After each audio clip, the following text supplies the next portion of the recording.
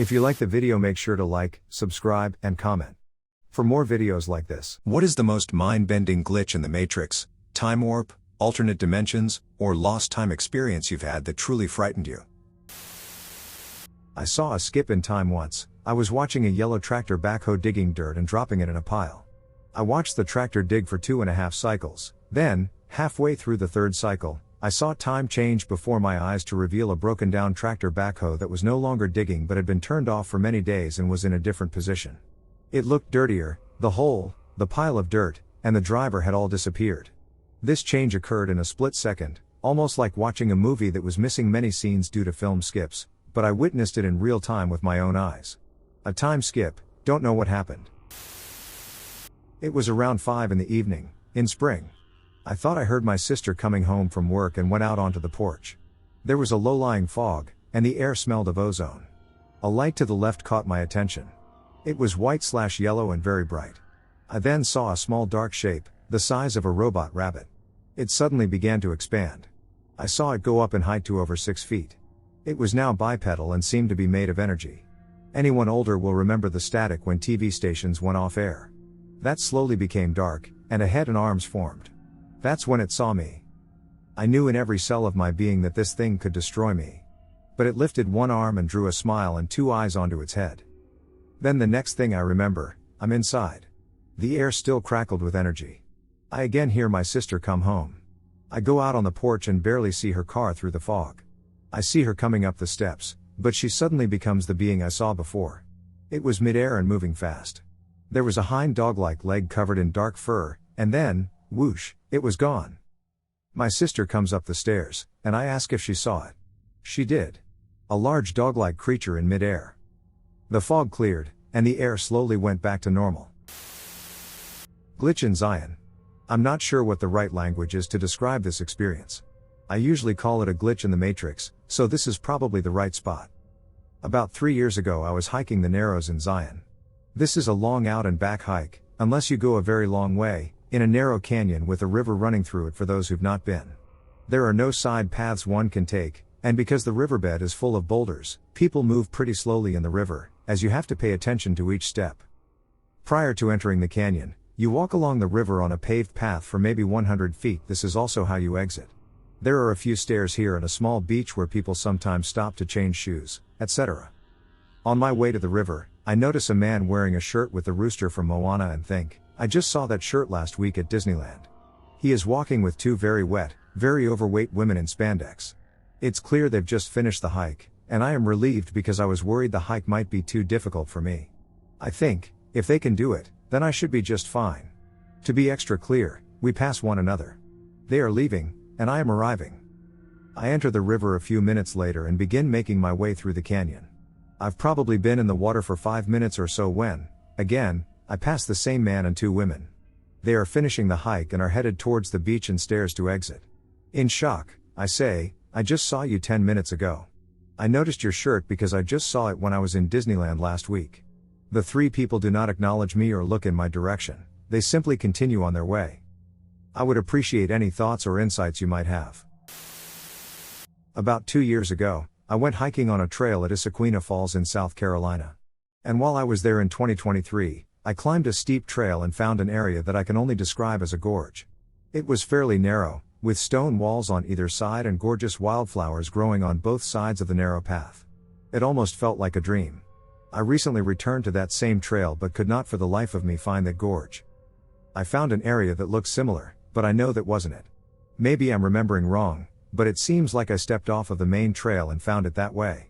It wasn't even that far of a hike when I found it. I hiked over a mile searching for it today and just couldn't find it. Either I'm a lousy hiker with a poor memory, or something weird is going on. My friends and I lost several hours walking home. I recently met with some old friends, and this story from 20 years ago came up. It's something I have never forgotten and have never been able to explain. Before I begin, I want to make it perfectly clear that none of us were drunk. There is no alcohol involved in this story whatsoever. A bit of setup. I live in a small town in England. The road I lived on at the time runs parallel to the high street with several pubs and one nightclub. Another road runs vertically to connect the two. Think of a capital I, with the lines on the top and bottom. The local nightclub is at the bottom of the I, and my flat is at the top. It's a straight road, a 10-minute walk from one end to the other. This is important. On to the story. I and 4 friends found ourselves in the local nightclub at around 11 p.m. stone cold sober, and we were queuing at the bar to get our first drinks of the night. Just before we got served, there was a power cut. Emergency lights came on, and everyone was escorted out of the club. The whole town was out. It was the middle of winter, so we decided to cut our losses and walk back to mine and finally have a drink. It was no later than 11:45 at this point, probably a bit earlier. We started the walk back to mine. It was incredibly dark and eerie, so we did what I think anyone would do in that situation. We tried to scare the crap out of each other. The walk was otherwise uneventful. We got back to mine, and after fumbling around in the dark looking for a light source, we settled in, and I started making us some long-awaited drinks. That's when one of my friends asked what the time was. Thinking this was another spooky story, I waited for the rest of it. I remember her voice chilling me when she said, "No, seriously, what's the time?" We all looked at our watches. All were showing 3:20 a.m. except one, which had stopped at 1:05 a.m. We don't know if that's important, because sometimes watches just stop. None of us remember anything unusual, aside from the power cut. But somehow we lost around 3.5 hours on a 10-minute walk. While talking about this, my friends and I did create an approximate timeline of that entire evening to see if there were any gaps we could fill. Some of us remember things others don't, but it was 20 years ago, so I figure that's normal. We mostly recall it the same, and none of us have any idea where the 3.5 hours went. The whole night was weird but explainable up to that point. The timeline does explain why we were sober. I haven't included it due to length and that I don't believe any of it is relevant to the actual event. I was hiking on the PCT in Northern California and really had to take a poop, but I was focused on making miles and wasn't in the mood to dig a hole yet since everything was still dewy in the morning. Finally, when the situation was no longer possible to ignore, I randomly stepped off trail into the bushes, and found myself facing a pit toilet. Open air, just a wooden box with a toilet seat on it, and nowhere near a trailhead or any sort of camping infrastructure, without a little trail to it or anything. I willed a toilet into existence that day. The world stopped for 12 seconds. Biggest Matrix glitch ever.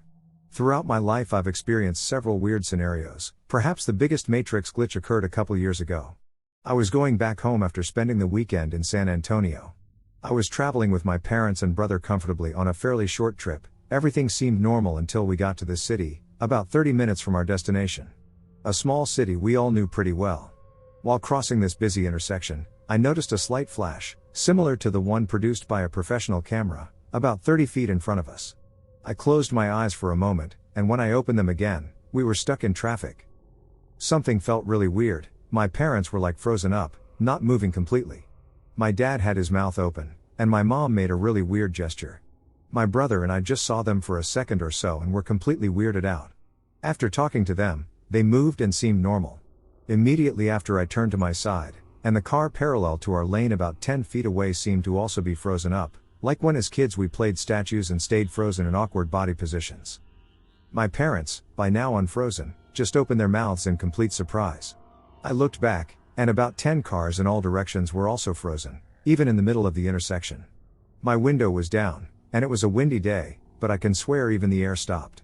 What freaked me out the most is that the few people walking on the sidewalk about 30 feet away from us were also frozen, statue-like. This dog even had 2 legs in the air, and the owner had one while holding ice cream up in the air. To the left, behind the car beside us, there is an HEB, and I could see people far away also frozen up. Even some hawks in mid-sky. I wanted to open my door to see what was happening, but I got goosebumps and decided against it. Instead, I just put my head through the window and saw that everything was still frozen. From the moment I saw the flash until the moment everything went back to normal, I counted 12 seconds. My whole family experienced the same but in less detail. My younger brother was crying after looking outside, and my parents were completely freaked out while mom yelled, "WTF is going on?" After those 12 seconds, the longest ever, everything went back to normal. I sensed the wind against my arm, and the cars resumed their movement, passing in front, behind, and alongside us, as if nothing had ever occurred. People continued walking and smiling, and even the hawks started flying once again. I vividly recall encountering a man walking his dog and indulging in ice cream amidst the freezing temperatures, a scene that utterly terrified me. A couple of blocks later my dad drove into this parking lot, and we stopped. I told my parents what I saw, and they, along with my younger brother, confirmed my experience. However, my parents did not recall the 2 seconds during which they were frozen. We decided to continue our journey home, feeling shaken up, and joked that perhaps the men in black had flashed us for witnessing something we shouldn't have. Ironically, on our way home, traffic was much less than normal, and we saw about 20 all-black polarized cars, Tahoes and Crown Victorias, in the 30 minutes left. Now thinking about it, after that surreal experience, it's not too crazy. They just froze up. I have crazy goosebumps writing this experience. Has anyone ever experienced something so surreal and vivid? It felt like lost time, but I was fully aware of everything happening around me. The only reason is because my family experienced it too. Nobody believes me on this story. I'm not sure if it belongs here, but I'm sharing it anyways. A few years ago, my grandma and I took a walk along a trail in the woods. We were staying at my aunt's, and she lived far out of town. We came across this stick that appeared to be floating, and we moved our hands around it to knock it off a presumed spider web. Nothing happened, it kept floating, which was very odd. I pushed the stick to the ground, and it stayed for just a second. Right after I pushed it down, it shot back up to where it was floating, maybe 2 or 3 feet off the ground. I have no idea what the reasoning is behind this, but I thought it would be nice to share. I think I experienced a glitch in the Matrix. Has anyone else lived through something like this? This is one of the strangest, and most painful, things I've ever experienced. It happened in 2022, and I've never been able to explain it. I still remember it vividly because it was so jarring, and I'd love to know if anyone else has ever experienced something even remotely similar. Here's what happened. It was in March 2022, around 2:30 in the morning. I was lying in bed, completely awake, not dreaming, not in a half-asleep state, not groggy. I had been sleeping earlier, but at that point I was fully awake and just lying still on my side, relaxed and calm. Then, out of nowhere, I felt this sudden, extremely painful electric shock, directly in my head. It wasn't like a headache or a fleeting zap. It felt like I was being violently electrocuted from the inside out, through my brain, my face, and my skull. The force of it was so strong, it physically jolted my head and my upper body, the way someone's body might twitch during actual electrocution. It was sharp, fast, very painful, and undeniably real. And right in that exact moment, my vision glitched. I don't mean blurred or dizzy, I mean that everything I was seeing visually broke apart. I saw my bedroom break apart into those green/red/blue squares, like I was staring at a screen that suddenly glitched. My entire field of vision pixelated, shifted, and distorted. I saw letters, names, and text-like shapes flickering and changing for maybe 2 to 3 seconds. It was like reality itself had briefly turned into a corrupted digital feed and then snapped back into place. There was also a sound, this buzzing, static, distortion kind of noise, like interference. In sync with the visual glitch. Like my whole perception was momentarily hijacked. When it stopped, I was sitting up, still on my bed, completely alert, heart pounding. I wasn't paralyzed. I remember thinking at the time, where the F was I just now? It's never happened again. But I've never forgotten it. The pain was real. The glitch was real. That whole experience left me so confused.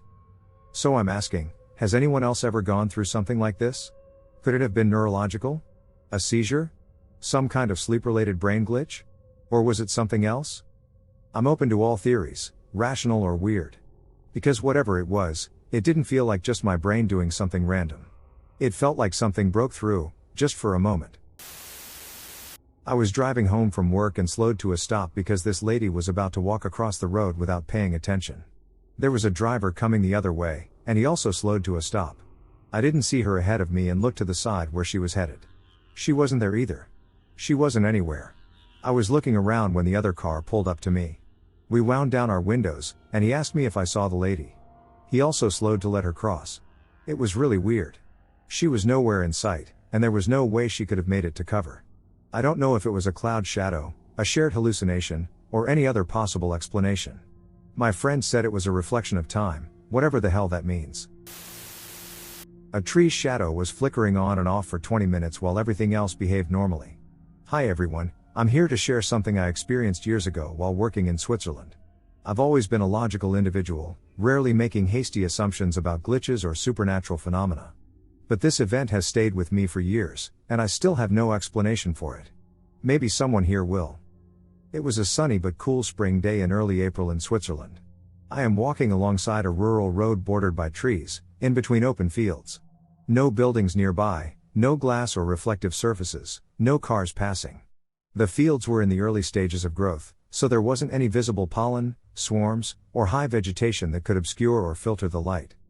I was well rested, in a great mood, not stressed, not ill, and not under the influence of anything. I didn't feel tired, dissociated, or overwhelmed in any way. It was a normal day, and I was walking to work. As I was walking in the shadows of the trees lining the road, I noticed something strange in the distance, maybe 100 meters ahead. At first I thought it was a trick of the light, but the closer I got, the more impossible it looked. One tree's shadow was flickering. Literally. The shadow cast on the ground by the tree was blinking in and out, around 2 to 3 times per second. It looked like someone was flipping a light switch on its shadow, but the tree itself wasn't moving. The sunlight was stable. All other tree shadows were completely normal. I needed to understand, so I tested it carefully. I was so confused that I stayed about 20 minutes just observing and experimenting. I walked around the tree, same flickering from every angle. I stood in front of, behind, and beside the tree, no difference. I aligned my own shadow with the trees. When the tree's shadow disappeared, my shadow stayed visible, meaning the sunlight was not blocked or changed. I placed my bag on the ground behind the tree, so in its shadow. The bag's shadow remained steady, but the tree's shadow continued flickering independently around it. The flickering was perfectly rhythmic, not random or wind-based. There were no bugs, no swarms, no haze, no shimmer, and no reflection from nearby surfaces, just this one shadow behaving as if reality had a bug. I know how powerful the brain is at patterning and misinterpreting, so I've looked into retinal effects, ocular migraines, atmospheric optics, shadow illusions, reflections, bugs/pollen/haze, etc. But none of these explain why one tree's shadow would flicker like a strobe light for that long, without affecting anything else, nor why objects behind it remained properly lit and shadowed. It was like the shadow layer for that tree alone was switching off and on, while everything else stayed normal. I was unable to explain or reproduce the phenomenon. If you've seen something similar, please let me know. I'm not claiming that there is a glitch in the matrix, although I am starting to wonder if there might be one. At this point, I'm genuinely just baffled. I had no phone at the time, so I couldn't film it, but this wasn't a brief hallucination or trick of the eye. I was present, alert, and actively testing what I saw. And it stayed consistent for the entire 20 minutes I could stay. A static figure visited me at night. When I was 9, I remember waking up in my living room around 4 in the morning. My living room/dining room and kitchen are all right next to each other, and my kitchen has a sliding glass door to the backyard. I remember seeing slight TV-like static in my vision. I know that people with anxiety can get something like that, but I don't remember feeling anxious at all. I remember looking at the back door, and I saw what seemed to be an over 7-foot static figure staring at me. It clearly had 2 black eyes, and it had a long, clearly bony hand on the glass. I stared at it for around 10 seconds before getting creeped out and sleeping in my parents' room for the rest of the night. I was in the kitchen the next day, and I noticed a handprint on the glass from the outside. I told my parents about the handprint, but they said it was probably just a nightmare and that I might have touched the glass at some point. To be honest, when I was younger, I would often leave hand smears on the glass. But the hand was more than twice the size of mine. After a few years passed, I'm 13 at this point, I made a friend that also liked paranormal stuff. When I told him about the static figure, he looked shocked and said that his friend had seen the exact same thing about a week ago. I still have no idea what I saw, or if my friend was messing with me. Have any of you seen or know anyone who has seen something like this? As for me, I think that things outside of this reality appear static when they're here. This sounds quite unsettling, but if you have any experience with it, please share it with me. Thank you for listening. I just had a glitch this morning. I went to a deer hunting location that my son and I had visited 2 weeks earlier, so I was somewhat familiar with the terrain, the route I needed to take, and what I was observing. At 4 a.m. I arrive, suit up, and hike a well-maintained trail in, heading east. About 50 yards in, I make a right off the trail, heading south. I proceed forward in a straight line and hear the few vehicles passing by to my right, which is typical, so I continue walking. I reach the top of the hill, pull out my phone, and see I'm parallel with the trail. I thought I was following the ridge of the hill, which curved slightly to the left and ran parallel to the trail, so I turned slightly to the right to head south. I traveled a distance of approximately 30 yards before reaching the trail. WTF? I pulled out my ONX map, and sure enough, I was back on the trail I took in, but just further down. I immediately was confused as to how that happened. I'm pretty good with my sense of direction all the time. I wonder how this even happened. I took that as a sign and just hiked back to the car and went home.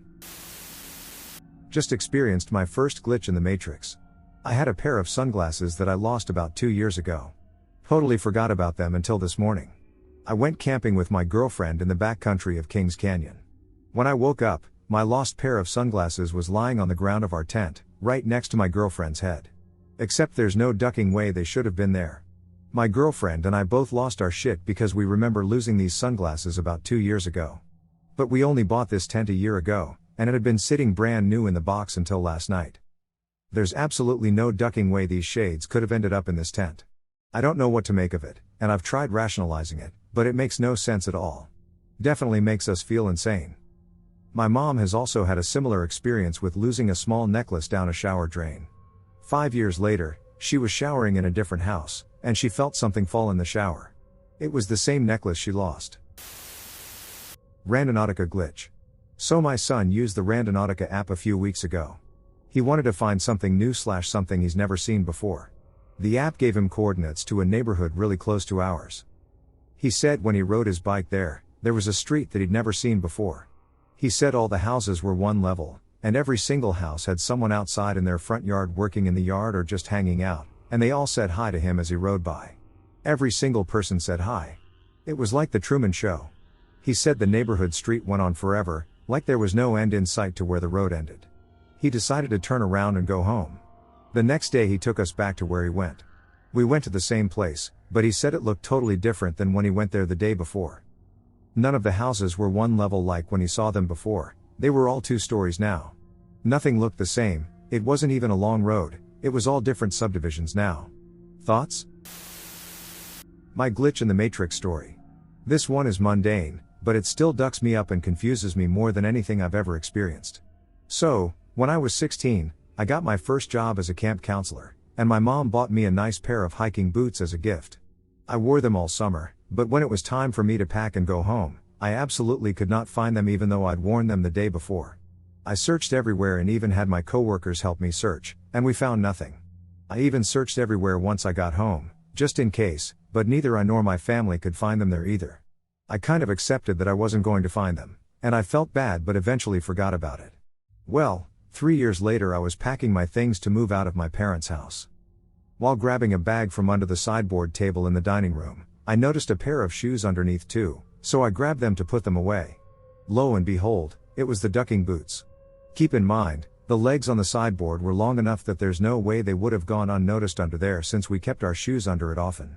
All of my family members denied putting them there, and we thoroughly searched everything the first time I lost them since they were expensive. Also, I didn't even originally lose them in the house. This shit still boggles my mind to this day, and I still can't think of an explanation that lines up with where I actually lost them. Shifted dimensions? I was walking home from school, it was the afternoon. I got halfway to my house when I heard the sound of a gun clicking. It was not a gunshot, instead, someone was switching barrels at the back of my head. Just as I heard that, my body naturally readjusted my glasses and blinked. I look around, feeling a bit shaken, because it seemed as if time had changed. The sky was darker, and the clouds were clumped together like they weren't before. The street signs were pigmented and more reflective. The weirdest part was that all the color looked faded. I got filled with this sense of dread. This entire time I was walking, I saw a woman in a coral dress in front of me, walking towards me. When this all happened, she disappeared. About 5 minutes later, I saw her reappear. It was strange because I looked away, and then she appeared. I'm not sure how she could have hidden, there were no street lights or poles. After the event happened, I felt a sense of dread and despair. I couldn't really understand what it was from, though. I have personally experienced a glitch in the Matrix. One day I left the house and sat down on the porch. Around my home are many different trees, from the smallest to the largest. All trees are also different, both small and large. I sat on the porch and noticed that the world seemed to have frozen.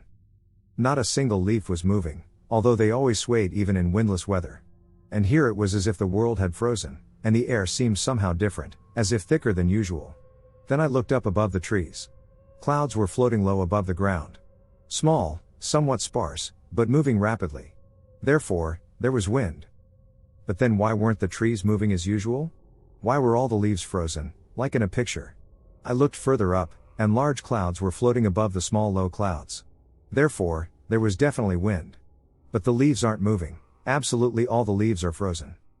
I went home, turned my back to the trees, and a thought came to my mind. Damn, some kind of matrix simulation. But what if I now imagine that the leaves to my right were moving? I turn my head, look at the place I thought about, and there a few leaves moved and froze again. I turn my head back to the door and quickly turn back. I look at the trees, the leaves are not moving. I went home. An hour later I go outside again, and wow! All the leaves are moving as usual, the trees are moving a little, but the clouds are floating much slower than the first time. Either way, here's another thing. There's a highway near my house. I can always hear the noise of cars. Initially, there was silence, then, a sound resembling the passage of a few cars, and subsequently, silence once more. And one more thing. You can always hear birds chirping, but at that moment there wasn't a single chirp. It was at about 8 a.m. I actually did have a very strange experience with what I consider to have been a ghost. He followed me for 2 years across several countries. Then I was in Hawaii living with a girlfriend that I had never told about the ghost before. One day she asked me who the man that stands next to the bed at night watching me sleep is. She told me that he talks to her. And I knew what he said because it was the same thing he said to me. You can trust me, we are old friends. We tried to get rid of him, but it was difficult. It took another 6 months, and we tried lots of things, but eventually I was able to get rid of him. He fought it. That was 15 years ago. There's so much more to tell, but that's the basic story. I still have no explanation for this experience. My girlfriend saw my doppelganger, and it scared the hell out of her. This happened back in the summer of 2015 when I was serving in the United States Army Reserves. I was stationed in southern Alabama in a transportation company. Sometimes, my girlfriend would come with me on drill weekends, and we would crash at a friend of hers' apartment, which is where this incident took place. This weekend, we were in a big convoy on a back road over 100 miles from the city. That was when I got the most confusing, bizarre, and downright creepy phone call of my young life. She was in utter hysterics. She was crying and screaming, wondering why I would frighten her so badly, what the duck my problem was, and asking me how I even pulled it off. After I was finally able to calm her down, this is the story she relayed to me. Sometime that afternoon her friend was at work, and she was at the apartment by herself. Suddenly there was a loud bang on the door, not a knock, but several loud and violent bangs. After looking through the peephole, she saw me. But there was something off. She says I was wearing my army uniform, and it looked like me, but I had this very angry, aggravated look on my face. She opened the door wondering why I was home so early, and apparently without saying a word, I angrily blew past her, shoulder checking her into the wall, and quickly walked down the hall, taking a left into the bedroom, slamming the door behind me so hard the whole place shook. She was very alarmed and confused about why I was home so early and in such an agitated state. I mean, that is so out of character for me. I'm not a violent guy at all. On top of that, if something did happen to set me off, she would have been the first to hear about it. So she's walking behind me, trying to get some information out of me, and she opens the bedroom door behind me and sees the closet door slam shut. She proceeds to run over to see what I was doing in her friend's closet and claims that when she opened the door, it was completely empty. That was when she had a panic attack and called me. I was shocked and confused when I heard that story, especially since I was well over 100 miles away at the time. She finally believed me after I sent her a photo with my current GPS location, which only served to freak her out more. I thought that there must be some kind of rational explanation for what she saw. I will be honest and say it, she did smoke a little weed here and there, but at the time I know she was sober. She did not mess around with hard drugs or drink, and she had no mental illness of any kind. Over the years since that happened, I came to learn about doppelgangers. I don't know what they mean, what they represent, or why they come around. All I know is that doppelgangers are extremely creepy, and a girl I dated for several years encountered mine, which terrified her. I don't care if anyone believes this story or not, I just need to express it. Thank you so much for listening. Crazy story back on July 5th. Was hiking Old Rag at Shenandoah with my 14-year-old son. This was our most difficult hike so far. And before I start, I don't believe in God, I grew up Catholic, I'm an atheist but really getting into the science of simulation theory. About a mile into the trail, my son and I found an abandoned dog wandering the trail. We stopped to give him water and feed him. Another group stopped about 10 minutes after we did. The 6 of us decided that we could not leave this dog up here alone. He was thin, looked scared, and had a broken tail. But he was incredibly loving, and he looked to us for love and comfort. I managed to have 1 bar of service, which is incredible because I pretty much had 0 cell service anywhere on the mountain, and I called the Shenandoah emergency line for Old Rag Mountain. They received our coordinates and sent rangers up to rescue Buddy. That's what we named him. Moments later, a group of hiking nuns emerged from the trees. There was another male hiker right next to us. My son and I looked at each other wondering if we both fell and died. Buddy was our guide into heaven, and the nuns were here to receive us. We joked, but you better believe we started asking questions of each other to make sure we were still really here. I struck up a convo with the nuns and talked about faith, or lack thereof, survival, and second chances. And just like that, they vanished into the mist of the trail as if they were never there. The third part, we were getting near the summit. I was exhausted. There was a rock jump. If I didn't make it, it was about a 15-foot fall. Suddenly, the guy who I saw with the nuns popped up. This was a mile later, and we hadn't seen him again. He offered his hand to have me jump and pull/catch me if I wasn't going to make it. I made it easily with his help. I thanked him, and he went his own way. I sadly didn't get his name. After we got to the summit, my son jokingly said, "You know, that guy first appeared with the nuns, and he was there in your time of need. He gave you his hand and helped you. Maybe it was Jesus." We both got quiet and enjoyed the summit. But man, let me tell you, every time I think of this story, I get a weird feeling, and I start tearing up. Unusual sound in the jungle. Back in the late 1990s and early 2000s, I had several businesses based in Guatemala City and Belize. I live in the US and generally traveled there for business 6 to 8 times a year. One of the things I enjoyed the most, after taking care of business matters, was to travel into the remote areas of northern Guatemala called the Petén and the adjacent jungle forested areas of Belize. I would either find a ride or hitchhike to remote villages that I had seen on maps or that someone had told me about. There I would inquire about local guides and set off with a mule or horse, carrying our supplies, to some ancient Mayan ruin. One of my favorites was the ruins of the trek to El Mirador. Google if interested, it's a fascinating place. I did this for years, hiking and camping in these remote jungle environments. It was a passion. I loved the rich biological and cultural environment and the amazing guides that took me deep into jungle areas rarely explored. Although the environment was beautiful, nothing extraordinary ever happened. Well, in the summer of 2004 I decided to hike to the top of Victoria Peak in Belize. By that time I was very familiar with my guide Marcos, as we had done many previous hikes together. This is a 3 to 5 day very strenuous hike deep into the rainforest of Belize in the Coxcomb Basin. On the second night we hiked most of the day and decided to set up camp around 4 p.m., as it gets dark quickly in the jungle. As we were setting up camp, hanging our hammocks, and starting a fire to cook dinner, I know this sounds trite, all the sounds of the jungle stopped. If anyone is familiar with the rainforest, there is always a continuous hum of insects and whatever. Complete silence. I look over at Marcos, and then we hear the loudest, most unnatural sound. It was like a violent sound of metal hitting metal. Similar to a hammer hitting a frying pan. Needless to say, we were spooked. The sound was so loud and unnatural that it echoed deep in the jungle. There was no explanation. Well, I tell this abbreviated story from times past because of some of the things I've read on Missing 411. It seems like our experience of strange and loud metallic sounds has been experienced by others in a wilderness setting. There is something out there that has no reasonable explanation. I experienced it personally. My dog Penny disappeared from my life because of my mom's ex-boyfriend, and we never knew what happened to her. About 3 months later, I came in from playing outside, walked by my mom in the kitchen, and then went to take the hallway toward my bedroom. When I turned that corner from the kitchen into the hall, Penny was there, standing at the very end facing the back bedroom. At first, she was looking into the bedroom, but then she must have heard me and turned to face me. When we saw each other, she lit up with excitement, and I felt the same way. I was completely overjoyed and called out, "Penny." She started trotting quickly toward me. My mom heard me and asked what I was talking about as she came to check on me. I turned my head for just a moment to look at my mom and shout that Penny was home, but then when I looked back, the hall was empty. I'm welling up just typing this out, and she was just no longer there. To this day I swear she was as solid and material as anything, and I don't know what happened. I'll never get over it, and it's been 30 years. Time warp/reality shift? My partner, sibling, and I were on vacation. We got there later than anticipated our first day, but we still really wanted to see the beach even though it closed within the hour. We drove to the nearest access, hiked down the dune, and spent about 30 minutes sitting by the water. No one else was there. The waves kept getting more intense, and we decided the water was telling us it was time to leave. I looked at the time as we were getting up, 11:12 p.m.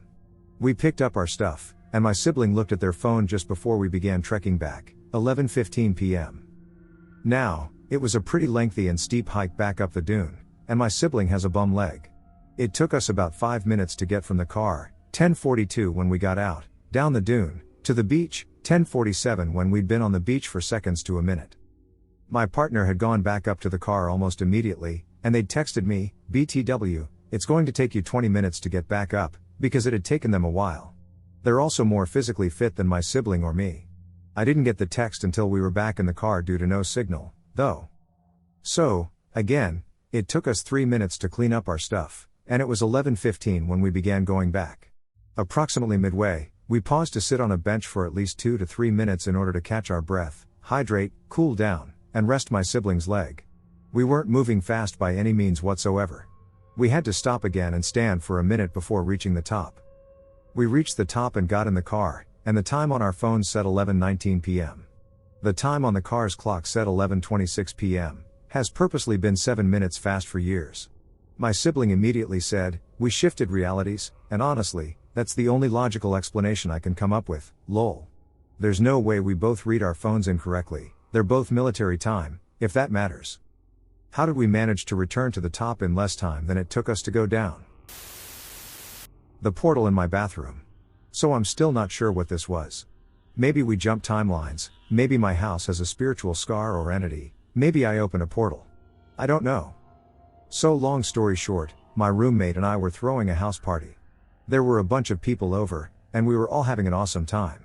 A few people had just shown up, most of the on-timers were feeling pretty good by this point, and everyone's dancing in the living room, which is carpeted. My roommate drops her glass, and somehow it shatters on the carpet. She starts picking up pieces of glass, and I cut the music and turn on the lights. My roommate had cut her hand, and it was bleeding down to her wrist. I saw it, and another friend who had just arrived saw it too. I went with her into the bathroom to help her clean up, she turned on the faucet, and I shut the bathroom door.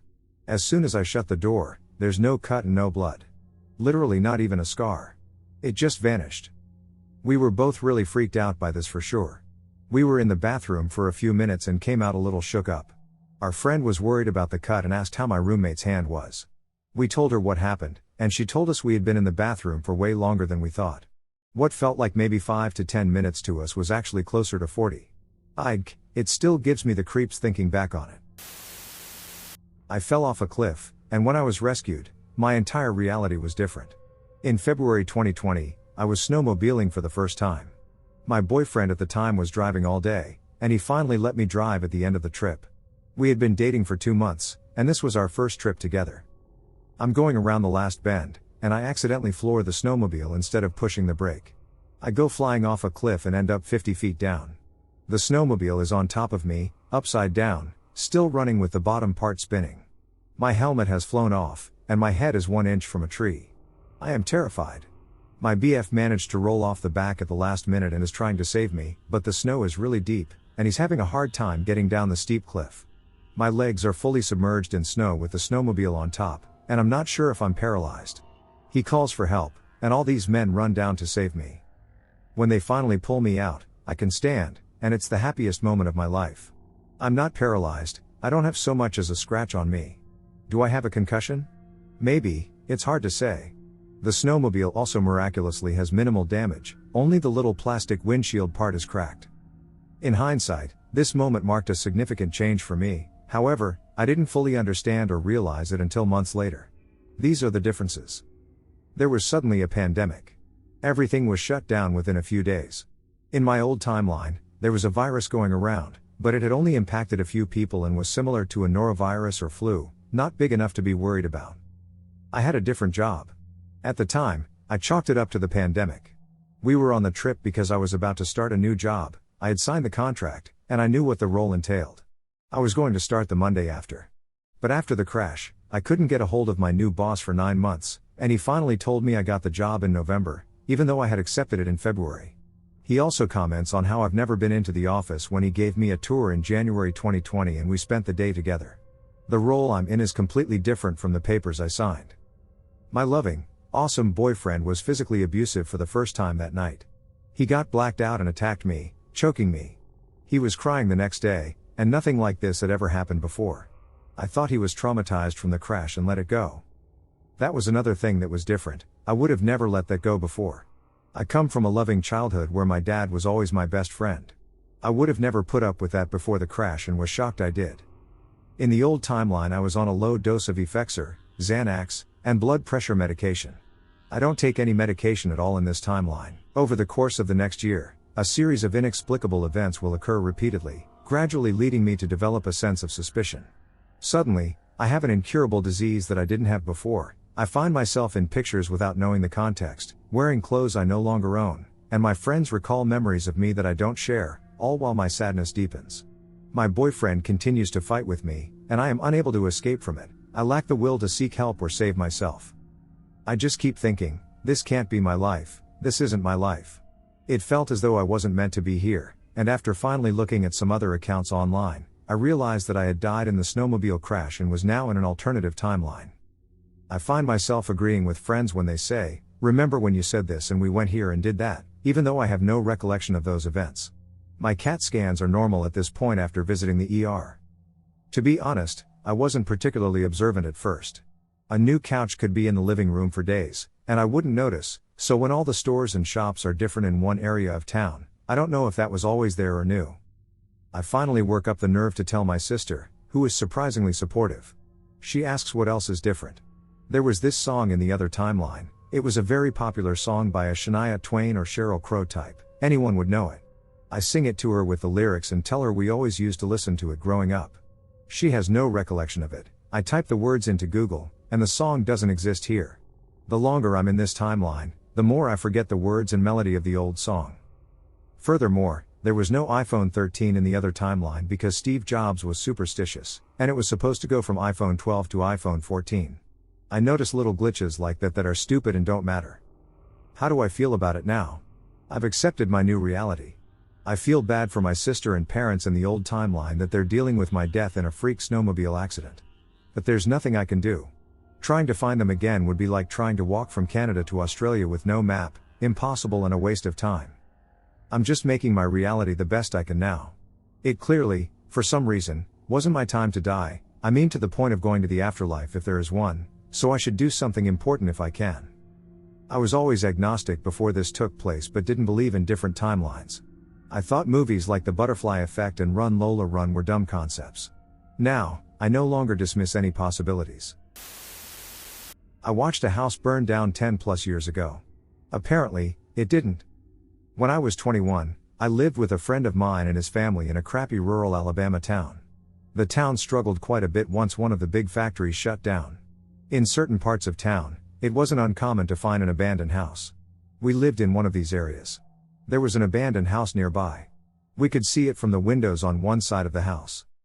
Now, being a young idiot, my friend and I broke in, if you can call it such a thing. The doors had been ripped off the frame and windows busted out ages ago, several times to just wander around and make up stories as to why it was abandoned. The house had been thoroughly vandalized. Copper ripped out of the walls, graffiti on what was left of the walls. It reeked. Eventually, we lost our fascination with the house and moved on to wasting time in other ways. One night, my friend and I were playing Age of Empires 2 together when the living room lit up with red and blue flashing lights. Curious, we pause our game and head outside. There are 2 fire trucks setting up because, well, you guessed it. The smelly house had finally met its end. How we hadn't noticed it go up in flames from the living room was startling. While we may not have had a clear view of the house, you would think we'd have noticed something. It was fully engulfed in flames. The firemen get it put out, and we go back to our game. It flared up again overnight, resulting in the firemen coming out again. Eventually, the ruins were cleared, and only the foundation of the house remained. I eventually moved out of state. Tonight, my fiancé and I were talking about jet peps and whether or not they were still around. I pulled up maps because there had been a jet pep near that house. The jet pep is now a marathon. And because I'm snoopy and like to remind myself why I am never moving back to that town, I decided to tour my old hood on Street View. And what do I find? That house. The house is located on Street View and bears the date 2022. Looking exactly as I remember it. I can smell it from the photo on Street View. There is no mistaking this house. It was the first house when you made the left onto that street. The first lot on the street was an empty lot. I used to cut through it when I was on foot and going to the gas station. Y'all. It burned. I know it burned. I watched it. But. Apparently not. I went to Japan with 2 friends, and we were in Tokyo. We decided to go to Starbucks for a drink before traveling around the city. So we walk across the street from our hotel and enter the Starbucks. This is when it gets strange. All 3 of us walk up, and the automated doors let us in. As we walk in, my friends and I notice that the restaurant is empty. The couches are caked in dust, and the menu is empty. The counters and display cases are all empty, and there is no one inside but us. Despite having the whole Starbucks to ourselves, we don't do anything foolish, and none of us goes behind the counter. Since it's empty, we decide to leave. As we walk out of the building, I hear customers talking behind us. I look back, and the recently empty and dusty Starbucks is full of patrons. I told both of my friends to look back, and they were shocked. We slowly went back in but were too freaked out to order, so we left. As we are walking back to the hotel, I ask my friends, "You all saw that, right? The Starbucks was empty and dusty when we went in, and now it is full of people." Both my friends were horrified and said they saw and experienced the same thing. I believe we walked into another dimension for a minute and then walked back into this one. A glitch in the Matrix. My ex and I once experienced what we can only explain as either a time skip or teleporting. Where we live has a very large city park. It is both woods and bay with a waterfront. Lots of people walk the trails and the beach, especially in the summer. There are several stops along the way where you can park your car at another attraction area. You can drive through it as well. It is a big circle to the entrance/exit of the park. One summer afternoon, we were walking the waterfront portion on our way back to the car. As we were coming up to the parking lot, probably 1,000 feet away, a couple walked past us in the opposite direction, away from the parking lot. They were wearing very distinct, brightly colored clothing and were both very attractive. They were remarkable and memorable enough that my ex and I looked at one another and made comments about them. We walked straight to our car. The couple never walked past us as they were going the opposite way. We started the car and left the beach area right away. Now, once you are in the park, you cannot drive backwards out, you have to drive through the whole park to exit. It is one lane, one direction, with little pockets to park. The park is miles large. It is just behind Central Park for the largest city parks. As we round the corner of the tip of the park road, about 2 miles away, we see the couple again. The same clothing, everything. We both saw them at the same time, and it was so jarring she actually grabbed my hand in the car from shock. "Impossible," I said, and we attempted to wrap our heads around how they could have gotten there. No cars passed us, no cars were in front of us, the couple was walking away from the parking lot. The next lot in that direction was at least a half-mile away, and they would have been behind us.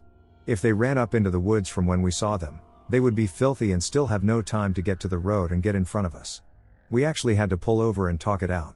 To this day, I can't explain what we witnessed that day. We were both sober, no weed, nothing. A glitch in the Matrix almost got me lost in the mountains in Greece. My husband and I went to Greece and decided to take a trip into the mountains. The trip was a 6-hour trek by bus, mostly through the mountains. While on the bus, we were annoyed to realize that a woman sitting in a row in front and on the opposite side of me had decided she needed to yell talk on her cell phone for what seemed like the entire journey, cackling and cigarette-voiced as they come. The bus wasn't busy, so my husband moved directly across the aisle from me so we each had 2 seats to ourselves. The woman in front of her eventually turned around and told the obnoxious lady basically to shut the hell up. The obnoxious lady got up and moved in response to the seat directly behind my head. The very back row was behind me. I looked over, and my husband was silently laughing at me. There was another couple in the back row at the other window who also exchanged a very exasperated look with me, and a couple in front of me who I could tell were also getting pissed off. I give all this detail because all of us were exchanging looks of total anger over this inconsiderate hole. Finally, we got to take a break and get off the bus at a rest stop. My husband and I went to grab a bite to eat. I ended up coming back to the bus late but still before him. I get on the bus and see the couple in the back row and nod to them familiarly. They smile back. I don't see the obnoxious lady. So far, the row in front of the couple was empty, where my husband and I had each taken a pair of seats on either side, and the 2 couples in the row in front of that. I take my seat and put my headphones on. A couple of minutes pass, and the obnoxious lady and my husband still aren't back. I look out the window, worried he is going to miss the bus and hoping that obnoxious lady does miss the bus. But I see my husband get on another bus that is parked quite a ways in front of us. Oh no. I think he is on the wrong damn bus. I run off the bus and onto the other one to retrieve him. And there are all the same people in the same seats. Except my husband and the obnoxious lady are already in their seats, and there is my seat empty and waiting for me. Holy crap. It turns out that our bus had pulled way forward to allow an identical bus to pull behind it where ours had been. That is the bus I got on. Where the passengers occupying the seats not only looked extremely similar to those on our bus but were all sitting in the exact seats as their interdimensional counterparts on our bus. So yeah. I almost rode a ducking alternate dimension clone bus in Greece to God knows where in the freaking mountains. I told my husband about the experience, and he rolled his eyes, implying that I was making it up to justify not paying attention and accidentally getting on the wrong bus. It was so spooky and strange that I didn't even notice the loud chatter behind me because I was too creeped out for the rest of the journey. Even the races and rough ages of the passengers were identical between the two buses. On a 72-seat bus, 14 seats were occupied identically with extremely similar looking passengers on two random buses that were also furnished with identical fabric and looked identical on the outside. I could not even calculate the improbable odds of it all. Something weird is happening in our town, and only my family seems to notice. I don't know if this counts as a glitch in the Matrix or what, but we have been having some strange and scary phenomena lately. The first thing we started noticing were small things like duplicates. We would see someone somewhere only for them to inexplicably end up somewhere else.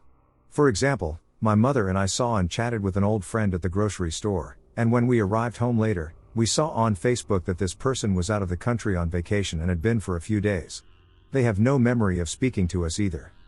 Another time my mother and brother were leaving a doctor's office when they saw a crazy old woman in smelly, tattered clothes enter the office and start speaking with the receptionist. While she was talking, my mother and brother got in the elevator and went down to the lobby from the third floor. Upon exiting the elevator, they saw that the same crazy woman was in the lobby waiting for the elevator to go up. Sometimes it would be an event aired live on Facebook that we had already seen days prior or a child celebrating their birthday twice with the same party and photos. I've taken phone calls that were duplicates of calls I had already taken, with the other person swearing we hadn't spoken yet. The scariest thing, though, has been the deaths. There have been 4 deaths in our community of very well-known and influential people, and every one of them has died twice. We hear about their deaths and see all the RIP posts on social media. We see the community fundraisers put on to raise money for the funerals and even see the cars at the church or funeral home, only for these same people to die a week or 2 later and all the RIP posts and fundraisers to happen again. Only our family seems to notice these things happening. My mother and siblings and my 2 kids. We don't know what's happening, and it is starting to scare us.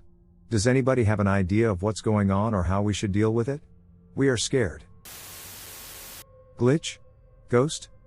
Let's start by saying I live in a very small apartment with kind of eerie vibes.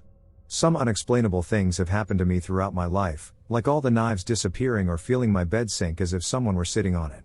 But there's one that has stuck with me since. I was about 7 when it happened. I used to always ask my mother to play with me. We were really close, and my friends.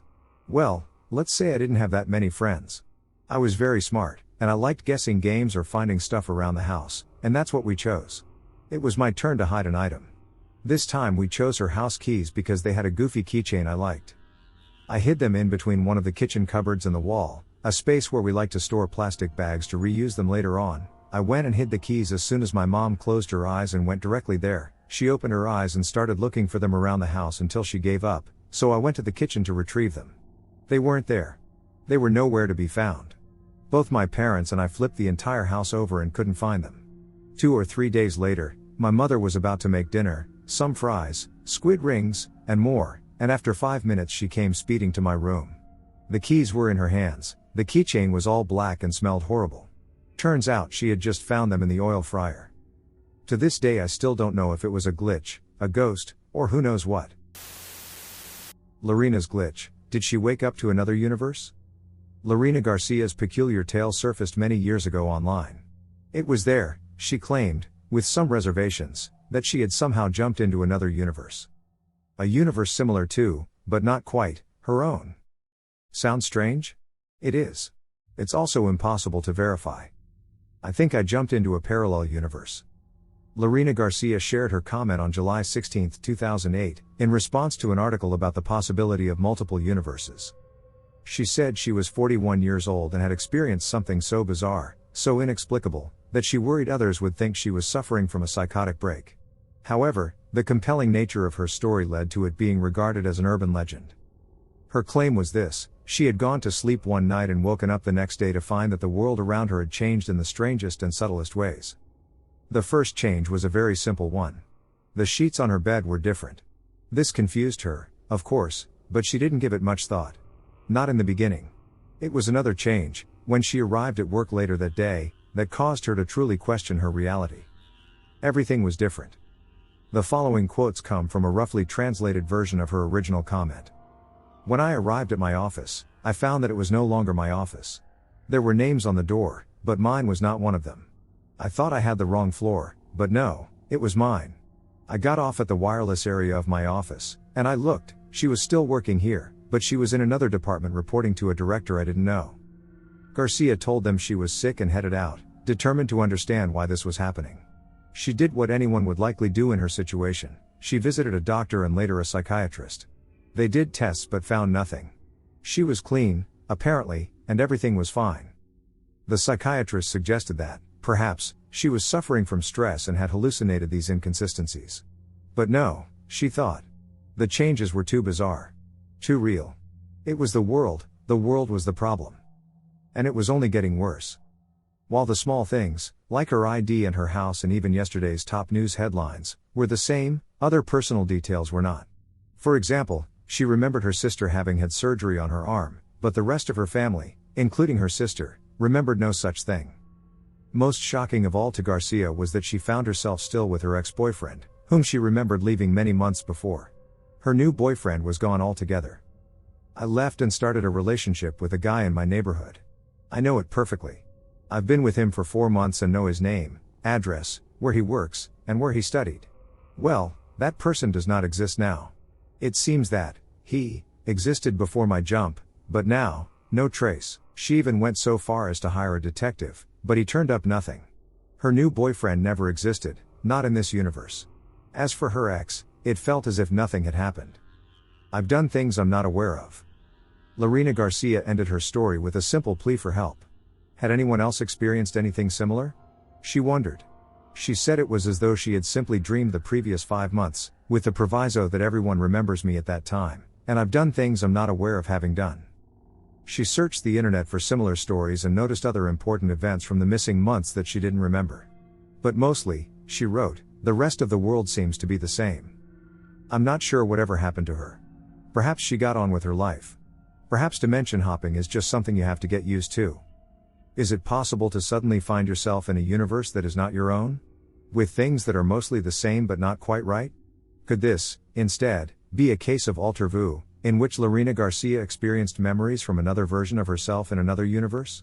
Or have people like her become strange travelers who have somehow journeyed between parallel universes, with seemingly no way back? The world, the universe, is a strange place. What do you believe? Disappearing and reappearing trees. I've never had a real glitch experience I can think of until just an hour ago, and it's left me with chills. I just went to a mall and had to come out of a train station and walk down the sidewalk to a pedestrian overpass to reach it. I caught a bus to work from a stop on this sidewalk for years, so I'm quite familiar with it. When I walked out of the station, I noticed promptly how open the whole sidewalk seemed since I could see all the way down it and realized that the trees along it had been removed, so they must be preparing to do some construction along the sidewalk in the near future. I hadn't been to that sidewalk in a week, so trees would have been dug up. Anyway, I got to the mall, did my shopping, and all of that, and the whole tree thing faded from my mind, as it's not a big deal. When I got out of the mall, it was raining. I crossed the overpass and started heading back up the sidewalk to the station and was struck by how much more green foliage there was hanging overhead than I remember from previous trips to the mall. Then I considered that since it was raining, the leaves had gotten heavy and were just hanging down more than usual. And it was only then that I remembered how when I'd been coming up the sidewalk before, I'd noted that it was all wide open, with no obstruction to view, because the trees had been gone. It might sound stupid, but it really did take me 4 to 5 seconds to put all that together. When I passed beyond the trees, I turned back and snapped a pic of them, just so I can check when I go back there next time if they're still there. There's nothing of note in the photo. I just felt like I was going crazy and seriously want to see if the trees are still there next time. As I rode on the train home, My initial memory of coming out of the station and seeing the treeless sidewalk was already fading in a weird way, like how your dream memory fades after you wake up. The memory's not gone though, and I assure you I wasn't lost in a daydream. I'm in Bangkok, and this happened at roughly noon, so I'm wide awake and alert. In general, I'm the type to try to rationalize everything, but I can't explain this experience. Tree knocks deep in the woods in the Catskills. Setting up camp on a hillside miles from anything human. It's dusk. Beautiful quiet August evening. All of a sudden, whack, whack, whack uphill from us, maybe 40 to 50 yards. I cannot describe the sound. It was a slow and deep resonating sound that you could feel vibrate the air. I freeze and listen. 20 or 30 seconds go by, and it repeats exactly the same. Whack, whack, whack.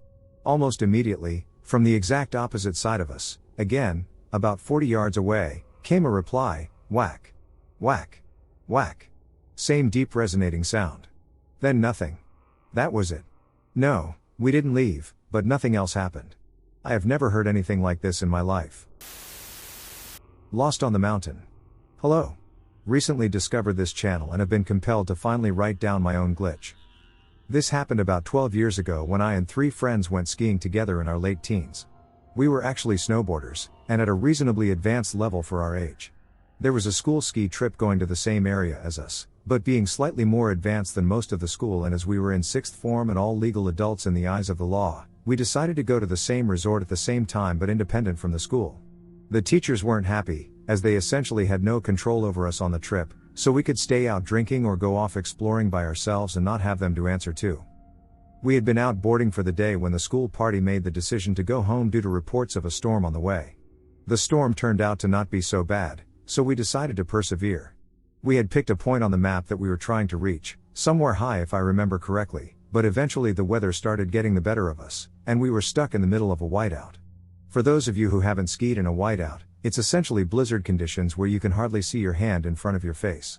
Not ideal for snowboarding, to say the least. I remember the 4 of us had gotten off a frozen chairlift and boarded down to a little ridge where a signpost was directing us to all the nearest available pistes. I can't remember which one of us made the decision, but we somehow ended up ignoring the signs that would have taken us down the side of the mountain we all knew and instead took a different route, down the other side of the mountain. This is where it gets weird. The piste wasn't a very well maintained one, no markers near the edge, and it was very narrow, so we had to go 2 at a time. It wasn't even part of the color-coded piste system, blue for easy, red for intermediate, and black for advanced. Not long after we set off, the blizzard conditions stopped. That wasn't that strange. Weather on the mountains can be unpredictable, to say the least. But then the snow started to run out. I've been skiing many times, and there have always been a few occasions where the snow gets a bit thin, but I mean that the snow literally just stopped, forcing us to take off our boards and walk the rest of the way. So we walked and we walked, down this rocky mountain path with no other skiers in sight for what felt like hours until we eventually reached the bottom, where we found ourselves in a small mountain village that we'd never been to before. I had visited this resort a number of times with family friends but had never seen or heard of this village. There were no ski lifts in sight, no signage for the resort, just a small, quiet, and slightly run-down village. Realizing we were a bit stuck and with nobody that keen on walking back up the mountain we'd just come down, we decided to ask for directions. There was nobody about in this village at all. It was like a ghost town. We knocked on doors, we looked in gardens, but there was nobody. We were about to give up and make the decision to walk back the way we came when a pub that had been previously empty suddenly wasn't. It was like the customers had just come out of thin air, sitting outside drinking beer on a small decking area. None of them were wearing any kind of ski gear, and they all looked at us strangely, like we were the odd ones for carrying boards and ski jackets with us. One of our group asked them for directions, but they only spoke French, and the longer we stayed, the more freaked out we were by how hostile they seemed towards us. Not in an aggressive way, they were just clearly quite disgruntled at our presence in their village. My friend asked if we could buy a drink, but we were met with a curt nod. Eventually one of the old men outside the pub pointed towards a bus stop on the edge of the little village, and we all trudged over, a little pissed off at their lack of hospitality but conscious that if we didn't move quickly, we might miss the last lift back. Eventually a bus did arrive. There was a free mountain shuttle bus that would pick you up and take you to the different places on the resort. We got on without thinking much of it, just keen not to waste the rest of the day skiing. I do remember noticing that as soon as we left the town the blizzard was back in full force. We had all taken our jackets off in the strange little town, but things got colder again as soon as we left. It was only when we met up with the teachers and other students from the school that we realized how bizarre the whole situation was. They naturally didn't believe us, especially when we couldn't even point out the route we had taken or the village on any of the pieced maps. The school had hired French ski guides for the beginner level students, and even they didn't know where we'd been either. The next day we retraced our route, and for the life of us we could not find the same mountain path or the signpost pointing towards it. It was like it had just vanished. We came back up on the same chairlift that we'd all been freezing our nuts off on the day before and skied down to the same little ridge but couldn't find the route we'd taken only a day before. To try and prove that I wasn't going mad, I even rode the shuttle bus its entire route at the end of the day to try and prove that this village existed, but the bus didn't stop there once. As far as we can all tell, or unless we all got our bearings completely wrong, the village had either vanished or was never even there to begin with. This was sometime around 2009. I was working as a mechanic at a dealer and had the same routine every week. So I'm driving to work Saturday morning, and as soon as I got on the road, it just felt like something was really off. There was almost no one on the highway, maybe 1 or 2 cars at most the entire 20 minutes trip, and once I got to the shop, no one was even there yet, which is never the case. I wait, and one of the service writers shows up and opens up the shop. I go to my bay and wait for people to start showing up, and everyone is late this morning, at least a half hour, including the manager. I start chatting with a few other mechanics in regard to how strange and quiet this morning has felt being a Saturday, and they all look at me strangely. One guy goes, are you retarded? It's Sunday, man. At that moment I silently lost my mind for the next hour trying to figure it out, but I never came up with an answer. I lost an entire day and have absolutely no recollection of it. I swear by it. I don't drink heavily. I didn't smoke weed at the time or do any drugs at all, for that matter. I've literally followed the same schedule every day up until that point, so it wasn't like I had my days mixed up or anything.